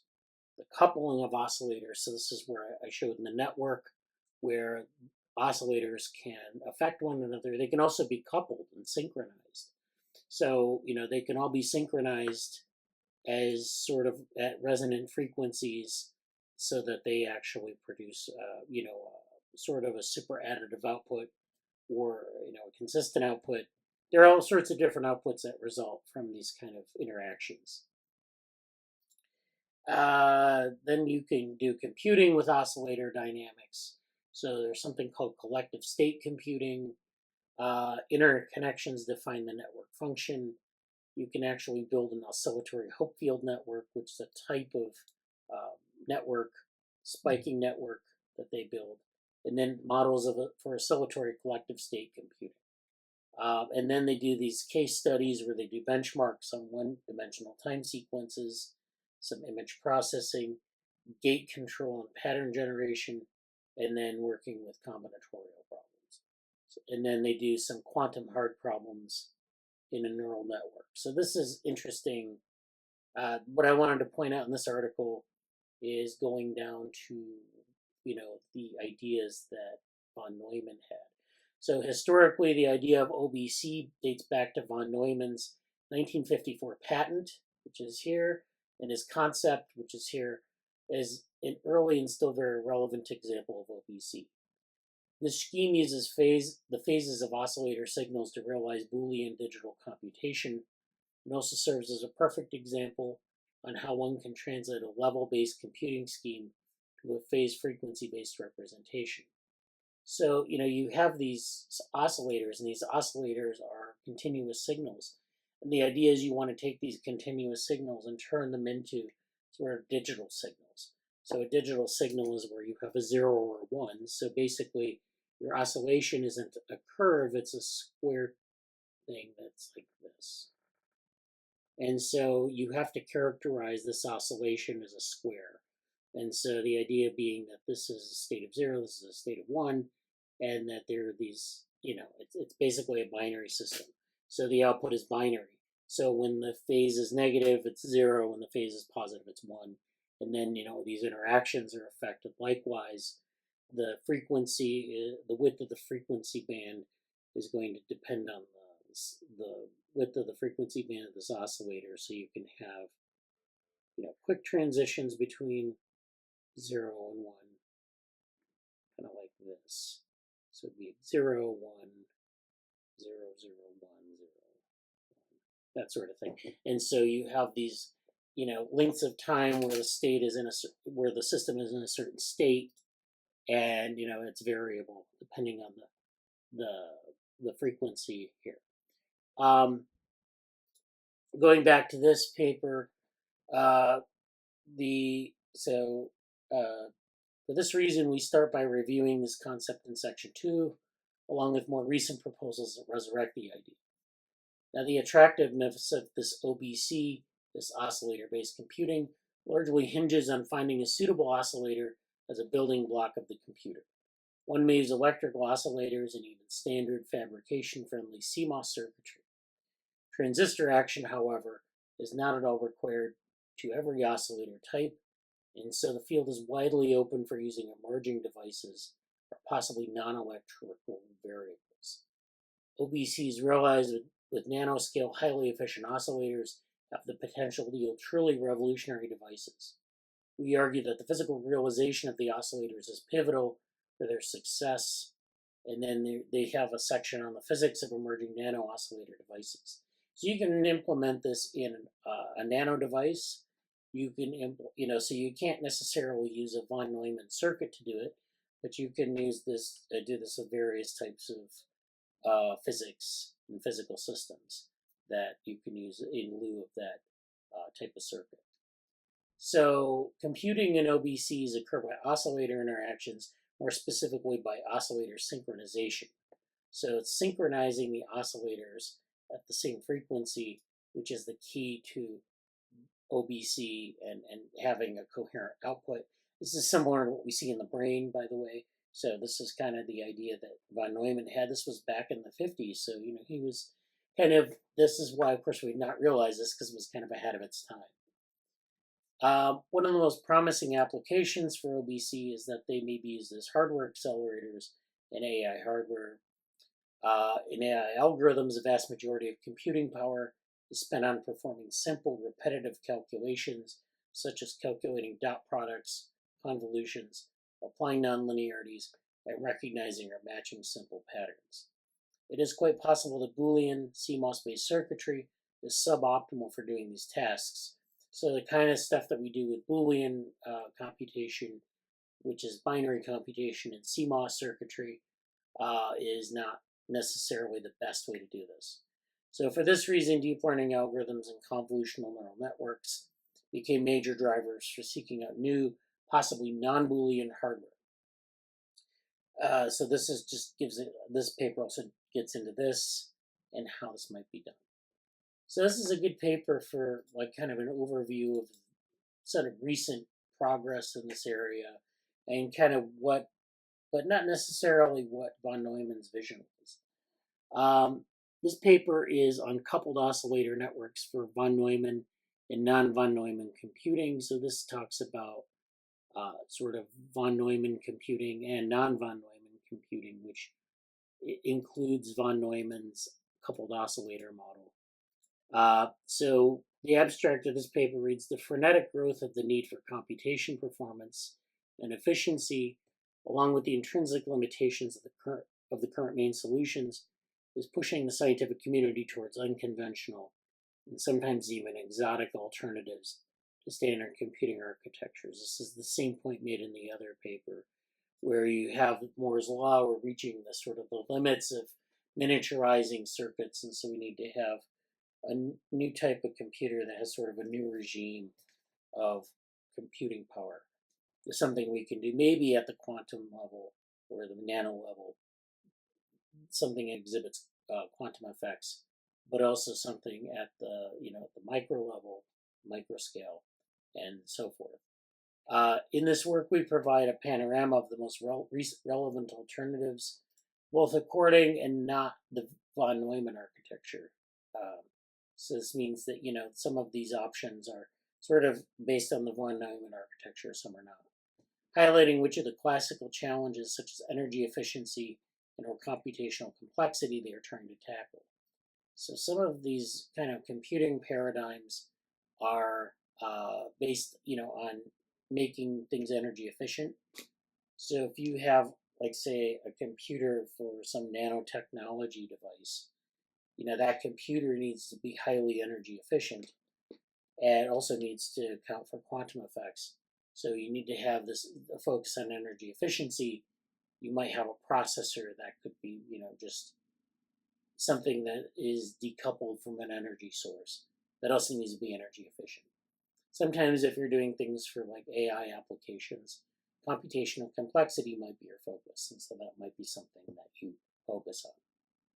So people have developed a lot of alternatives. So they're talking here in this paper about alternatives based on networks of weakly coupled oscillators. And so this was introduced by Goto and von Neumann in the 1950s and is recently regaining interest with potential applications to both von Neumann and non-von Neumann types of computing. And again, the von Neumann type of computer is not the oscillator model presented here by von Neumann, but the von Neumann architecture. In this contribution, we present a general framework based on the phase equation derived from the description of nonlinear weakly coupled oscillators, especially useful for computing applications. We then use this formalism to design and prove the working principle and stability assessment of Boolean gates, such as not and majority, that could be potentially employed as building blocks for both von Neumann and non-von Neumann architectures. So they introduce some interesting things here. They talk about this framework by Goto and von Neumann. They talk about how that might be used to build these computers that are very different from the traditional von Neumann architecture. Then they talk about some of these new, Boolean gates that they've kind of discovered. This is something you see a lot in quantum computing where people are building. So basically a logic gate is where you have two inputs and then you have one output. And you have to or you have to make a decision on those outputs. So two inputs might be integrated through, say, like an AND. So if you have two inputs and they're both of the same state, then you get an output. If not, you don't get an output. So it looks something like, the traditional sort of AND gate would be where you have. So the traditional AND gate would be something like where you have two inputs, like this, and they go into this bank. And the bank is an AND gate, so it only lets through things where both of these states are 0, or both of these states are 1. And so then the output is maybe like 1, and if these inputs are mixed, then the output is 0 because it's doesn't satisfy that logic gate. So this is a way to transform inputs into outputs using different rules. And of course, some people have modeled neurons in this way, where you have a bunch of neurons that kind of synapse on some location, and they kind of have these summarization rules. So this is again another electrical engineering paper. They talked about the von Neumann architecture being kind of reached this. So we, of course, reached the von Neumann bottleneck, which is that the system throughput is limited by the data transfer between CPU and memory. So in the von Neumann architecture, you have this, not only have this problem with Moore's law, but you also have this von Neumann bottleneck. And this is where you have this limit of data transfer between CPU and memory. We've overcome that in some ways with GPUs, and this is why GPUs are used in a lot of AI, because GPUs are actually distributed architectures that have overcome this limitation. However, having other ways to do this, to deal with these kinds of limitations of the von Neumann architecture, are important. So they propose, that we have this sort of coupled oscillator model, and kind of as a specialized computational platform. So yeah, they kind of talk about applications to artificial intelligence. They talk about neuromorphic computing, especially spiking neural networks. So these are things that kind of give us a different sort of way to do computing. They're actually these non-computing paradigm or non-Turing paradigms.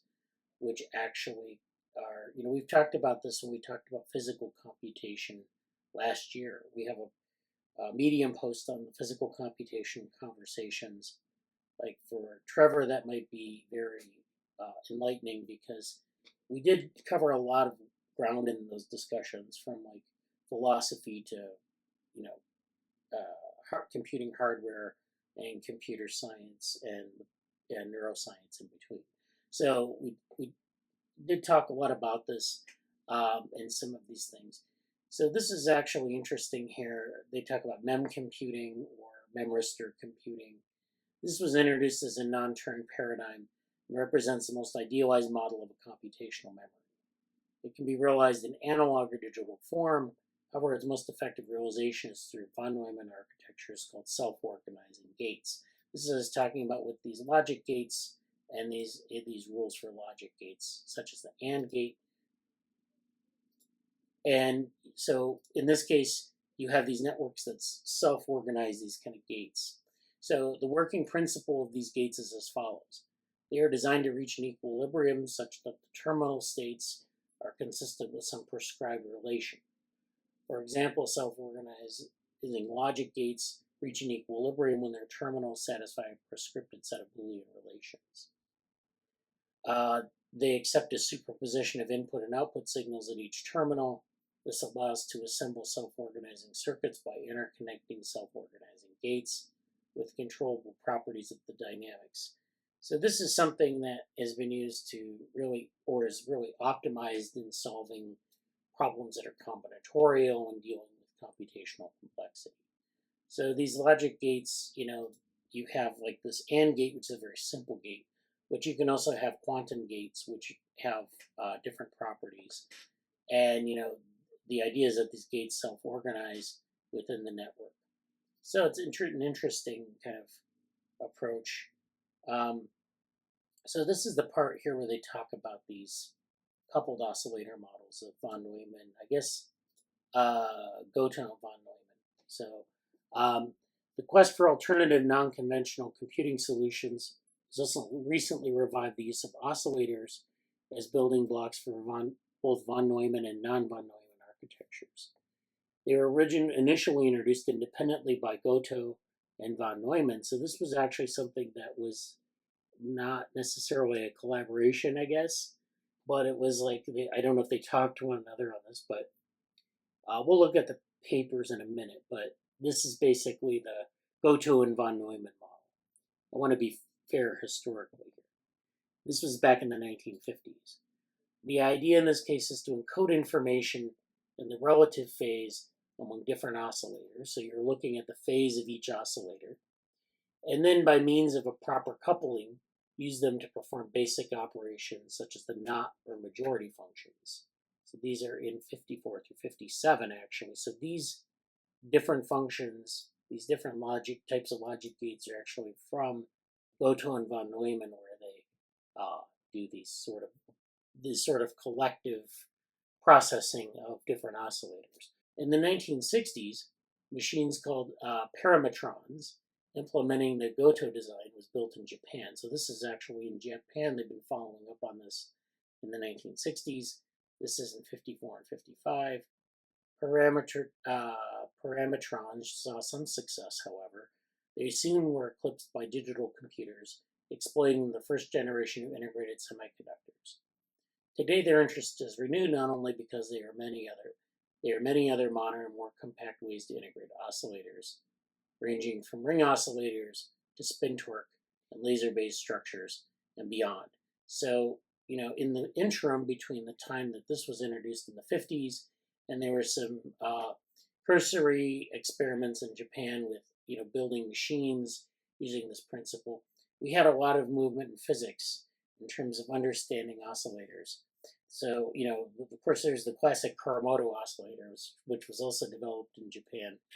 But they also, they're in physics, there was a lot of work on oscillators, ring oscillators, spin torques, laser-based structures that became sort of, they were physical tools, they were dynamical systems tools, but they also were able to perform computations. So I would like to go down to these papers 54 through 57. And so this is, okay, so this is 54 here. Goto, new parametron circuit element using nonlinear reactance. And this is a very obscure venue in 1954. So this is one of the first papers. The second paper is the parametron, a digital computing element, which utilizes parametric oscillation. So this is Proceedings of the IRE. This might be available. This was in 1959. So this was in the 50s. I'm assuming that maybe they didn't talk to one another. Maybe this was happening in Japan independently. I'm not sure of the history of science here, but it'd be interesting to find out more. This is von Neumann's work in the same area.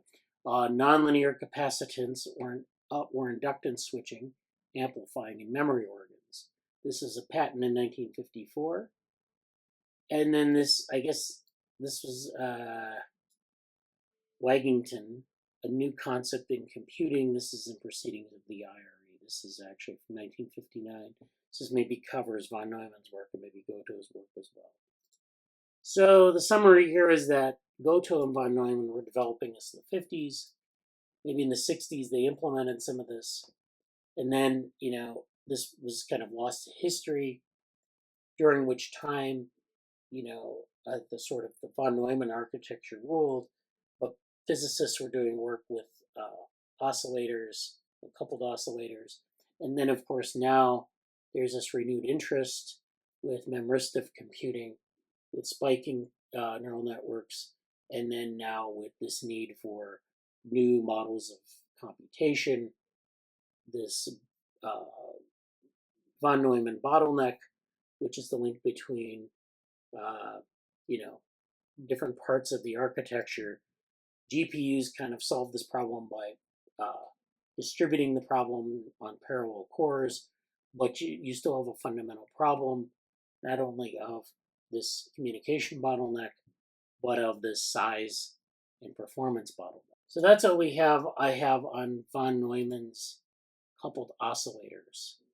And let's see if we have some things here.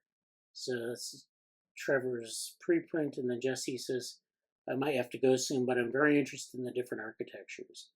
I think we might talk about that more in the cybernetics reading group. Yeah, I think that would be a good thing to dive into, especially the history of science there in the cybernetics reading group, to see what how that kind of follows through to the present day, and maybe some of the connections to cybernetics. So I'm sure that, especially von Neumann had some interesting ideas about cybernetics, but also some of these concepts that were floating around at the time and got kind of lost to history.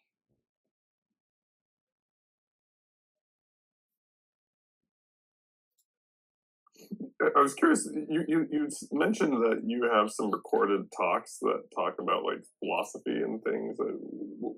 Are those available online? Yeah, so we have a lab medium, and that lab medium has, there's a post from about a year ago on physical computation. And we had a set of discussions in this meeting on physical computation, ranging from sort of the philosophy of it to the electrical engineering to the computer science. And so I can send you a link to that in the Slack. That just kind of goes over a lot of those discussions. But then we also have worked separately on a series, the Cybernetics Reading Group, which actually is where we take some readings in classic cybernetics, but also some readings in the philosophical literature and the technical literature and bring them together. So you might be interested in those things. Yeah, they sound really cool. I was also going to ask, for the first paper you mentioned, there was a section there about the combinatorial problems, and I don't know if you had anything that you could expand on that. I'm always curious what particular types of problems people are proposing for these architectures. I don't know I'm not sure if any of the papers talk about I guess the first one maybe does. Let's see if we can go back to that.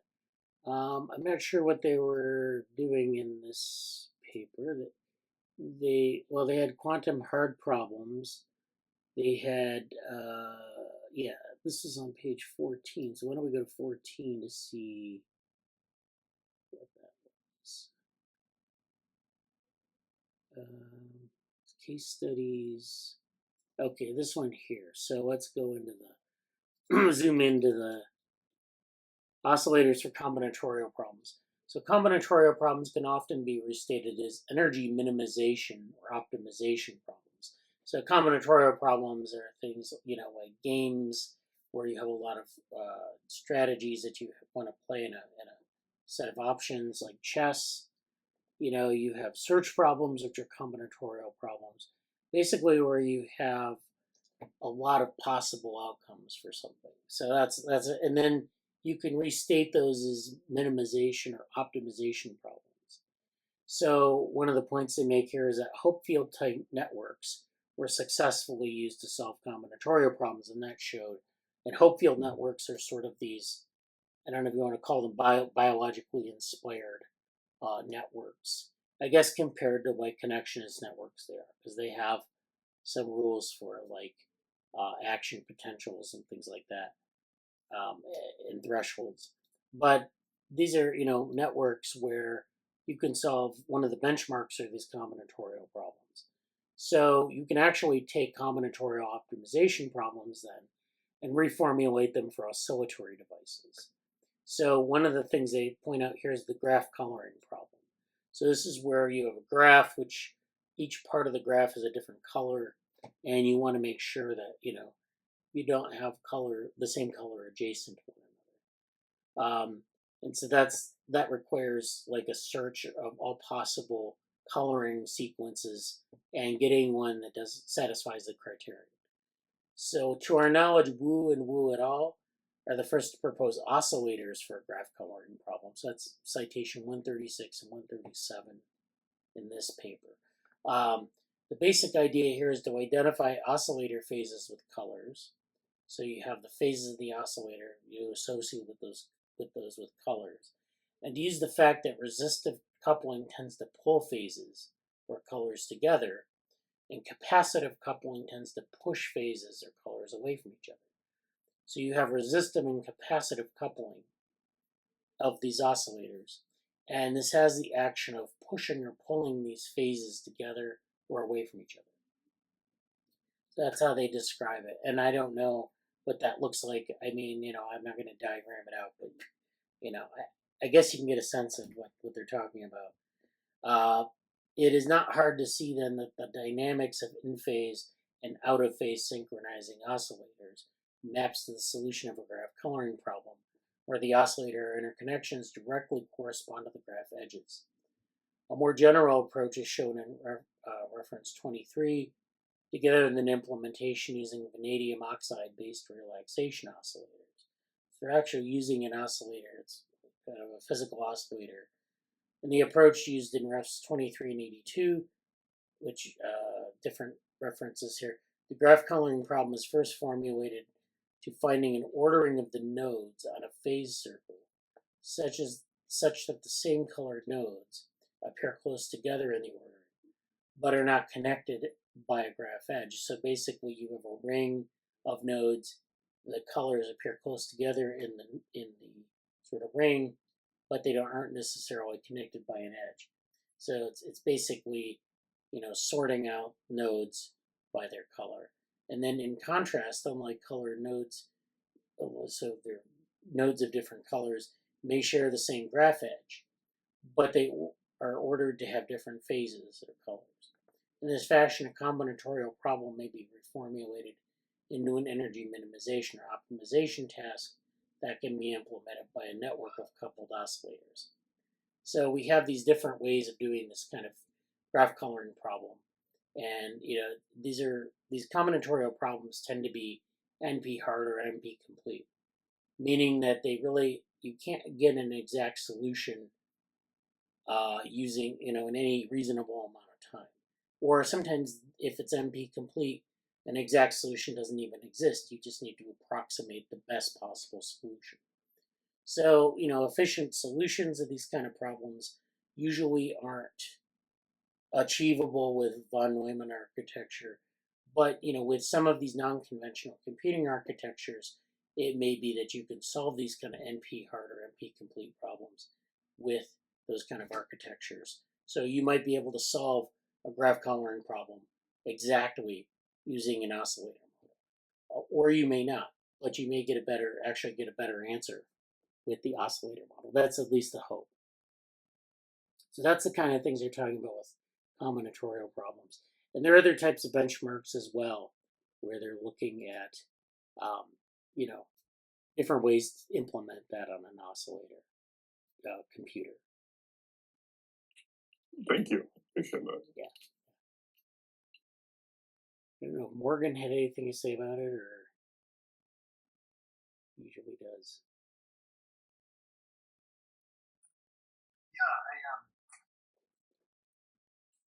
Wow, I've just been thinking about these things and going over old or latest Adam Adamatsky papers. Oh yeah. But not so much. Kind of focused on the just the slime molds and. Oh yeah. There's a grad student who just finished up at UC Santa Cruz that did simulation work of slime molds. Okay, yeah. Which I thought was interesting. It was kind of in a slightly different direction in that he was a little bit more interested in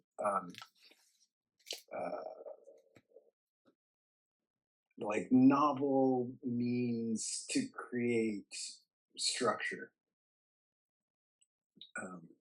It's an interesting department there called computational media. Oh yeah, I've heard of this. Yeah. And anyway, but yeah, I mean, I find it fascinating. Certainly, kind of more been looking at the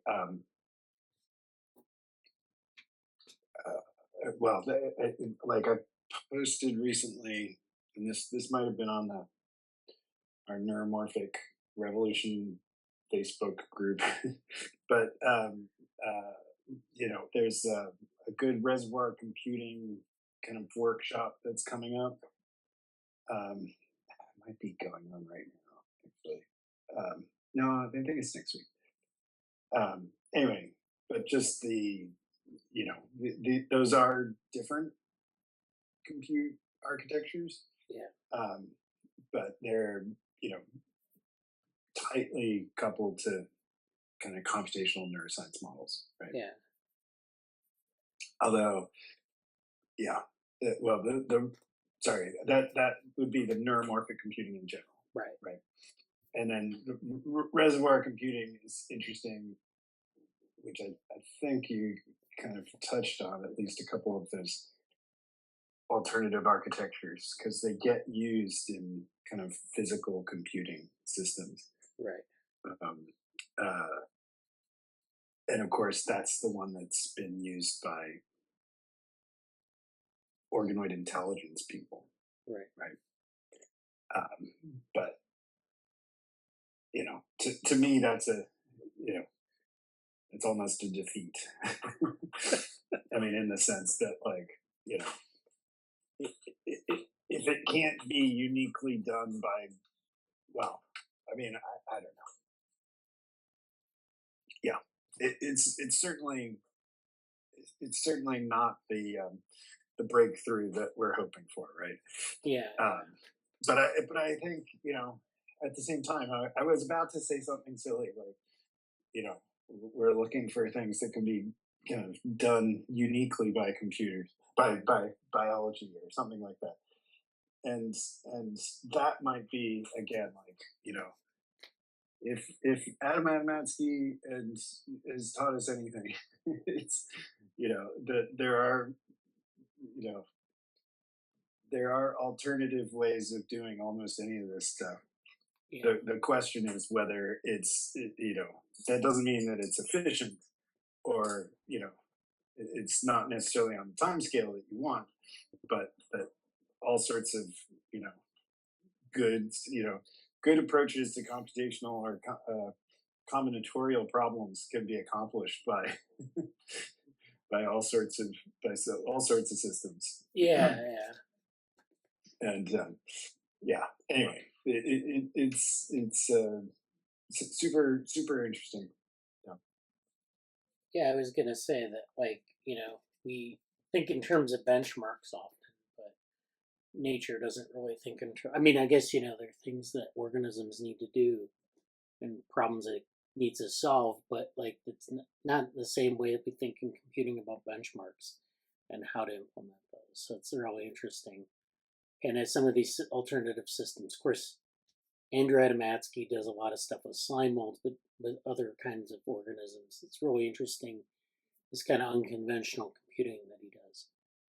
But yeah, I mean that's great stuff. I was just gonna say that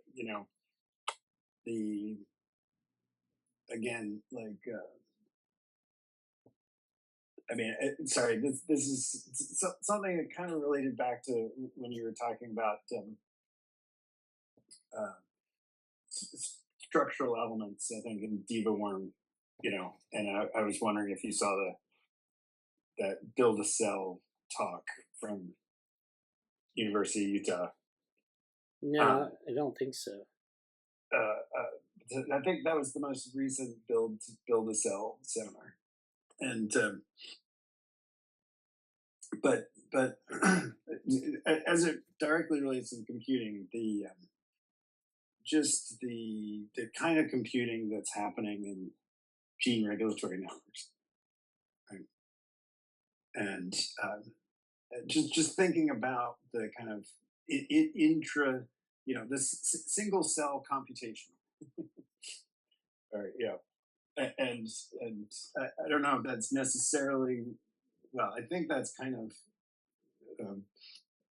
part of say Michael Levin's right, he does do that. mind everywhere, but just how much, I mean, so I brought up the actin, or I thought of that because I saw another one of these silly quantum process or quantum consciousness papers, but like from molecular biology, right? Like, okay. and it's always interesting where it's just like, okay, what's the quote evidence of quantum consciousness or something like that? And it was another of these like, well, anesthesia seems to have some like somehow anesthesia is interacting with microtubules or something like that. I know right? what you mean. Yeah, I think I've seen this graph where. Well, it's a new one. It's a new one, right? Like, but at the same time, again, it's when we're watching that like single cell animal, reaching out in like kind of human real time and getting stuff, right? Yeah, it's just like we still don't fully understand the intracellular intelligence and non-neural processing that's going on in the cell. Yeah. Right? And that it's a big stretch to go from like, right. Like anesthesia is interacting with microtubules, which again, if you see this build a cell thing, it's just like they're being used for all these activities. Right. like you're talking about kind of like the highways, in some ways like the highways of the cell, right? And it's just like, well, of course they are. Like, the jump to like, therefore, Hameroff is right about, or Hameroff is right. Big leap, molecular standpoint of just how much like for I don't think there's a better word for it, but computation is going on cellularly and in or intracellularly. And Can I just add something to this? No. Yeah, go ahead. So there's another example, because I know the hammer off anesthesia example you're talking about. But there's another one involving isotopes of lithium. I think is often used as the justification for the quantum effects of likely being in the brain. So I'll see if I can find that one and send it along. It just in terms of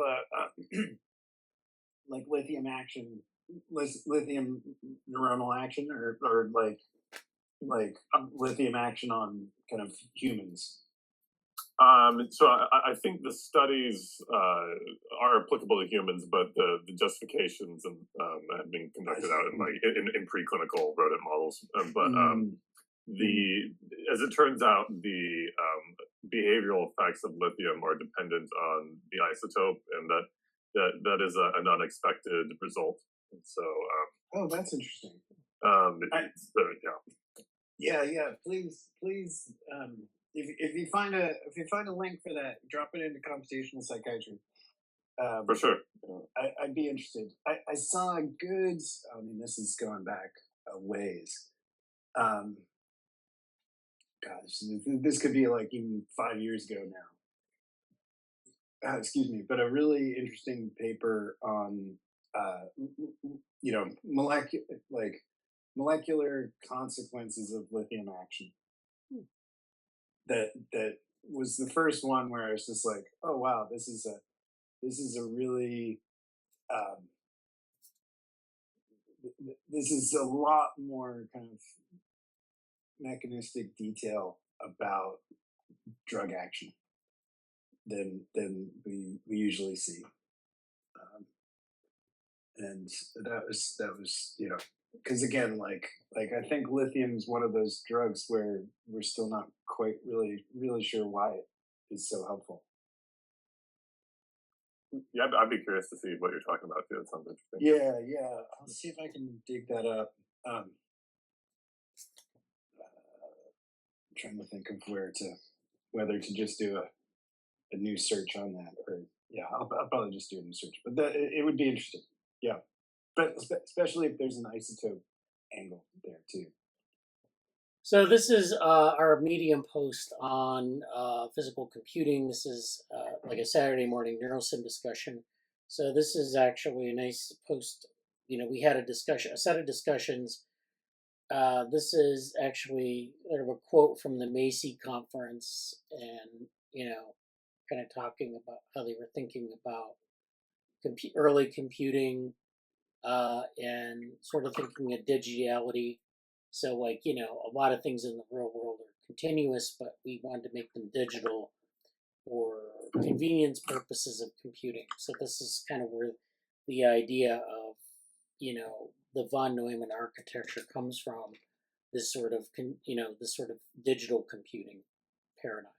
And so we talked a little bit about physical computing because we were talking about computing in the brain and how there's this metaphor of the brain as a computer, but the evidence that the brain is actually, say, like a von Neumann computer is very tenuous. It's a nice metaphor, but it may fall apart upon further scrutiny. So we had this whole discussion thread on sort of how to think about the brain as a computer, or even if it is a computer, and that led us to this idea of physical computation and how people are approaching computation in cognitive science and the neurosciences. So it was a pretty wide-ranging discussion. We started off with sort of some of the philosophical work of Gualtiero Piccinini and Corey Maley. Corey Maley is interested in sort of analog or continuous computing. Gualtiero Piccinini is interested in physical computation and thinking about analogs to the brain. We talked about computational physical systems, the post from the Stanford Encyclopedia of Philosophy.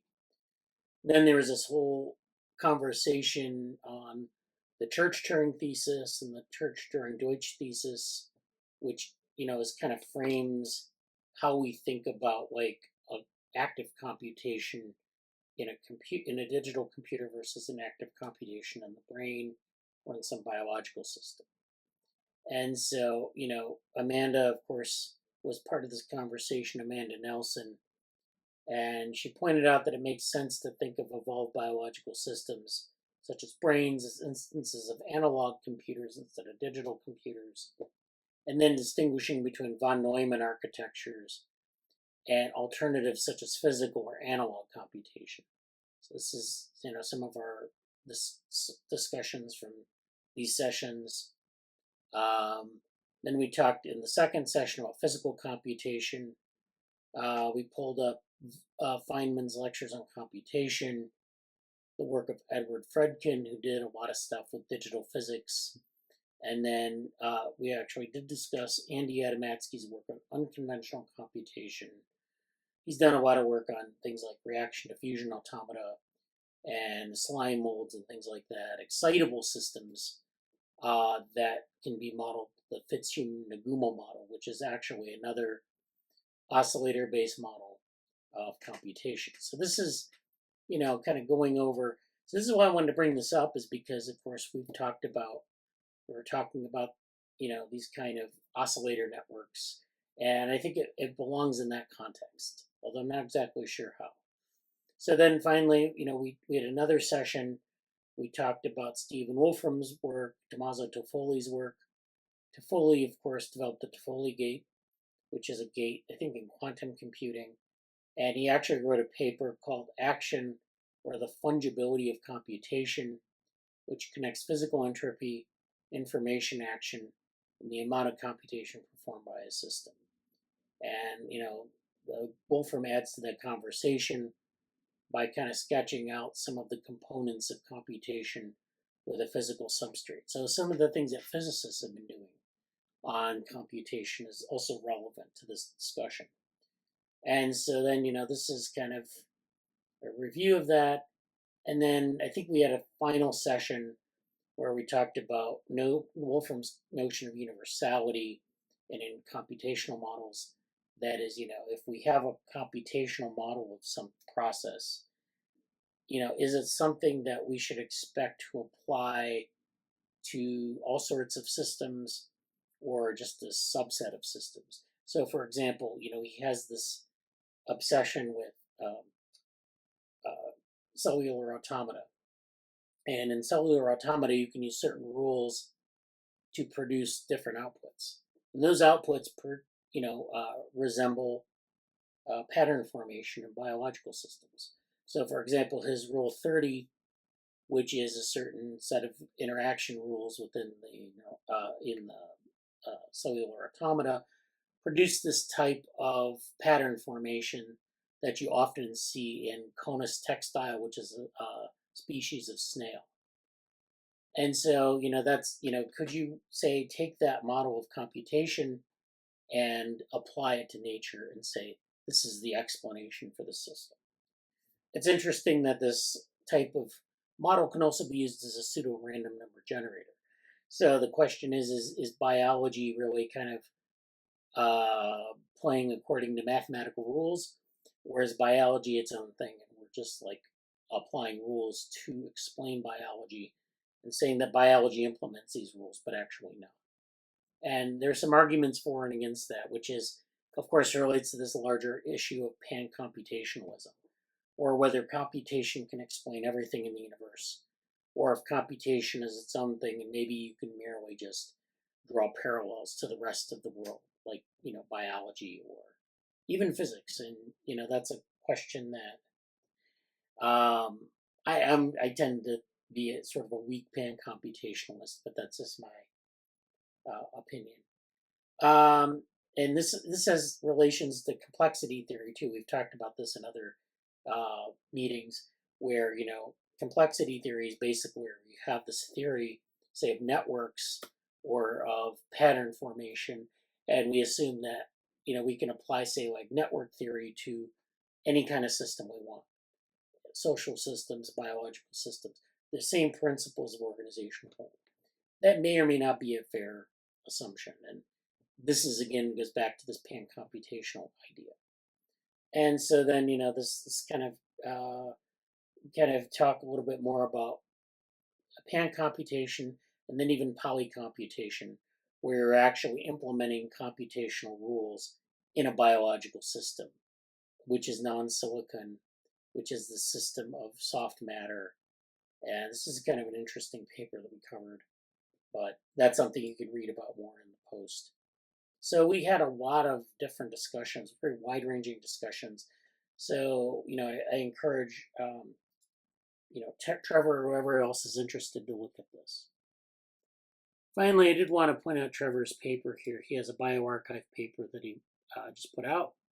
So this is Trevor, single author paper, in silico target identification reveals IL-12B as a candidate for small molecule drug development. So is there anything you wanted to say about this paper, Trevor? Oh, thanks. I spent way too long on this. This is I probably did most of this work years ago, actually, and then I've just kind of delayed publishing it. So I finally pulled it all together, made all the figures. Oh, okay, yeah. And yeah, so it's basically, everything is all about risk minimization in these days, because I feel like we live in a very risk-averse society, and so drug discovery is especially expensive. And so I basically did a bunch of stuff to try to really minimize the risk for if someone wanted to do a new drug discovery campaign. And so I found this site that I think there's I would argue a very good chance that you could have a successful campaign against if you were trying to make a small molecule, and it seems to have some clinical advantages for trying to make safer drugs for treating inflammatory bowel disease. So sorry, you caught me off the cuff. I'm happy to talk about it. Thanks. I didn't know it's very nice for you to bring it. Yeah. Yeah, well, I didn't want to put you on the spot, but I think, so there's, you're looking at the site right there. Yeah. Oh no, you're good. Yeah. Yeah. I'm happy to talk about it anytime, but it's very not somewhat orthogonal to neuro research. Yeah. That's fine. Yeah, it's always good to see people's papers and getting things out, and we talk about so many things here. We kind of bring everything together, and so nothing really, I guess, is out of scope unless it's like extremely out of scope, like I don't know. But yeah, that's nice. Congratulations, Trevor, on that. And so I think that's it for today. I think that was a nice discussion. Thank you to Shubham for presenting on their project. All right. See you next week. Yeah. Thanks. Take care. Thanks so much. Thanks.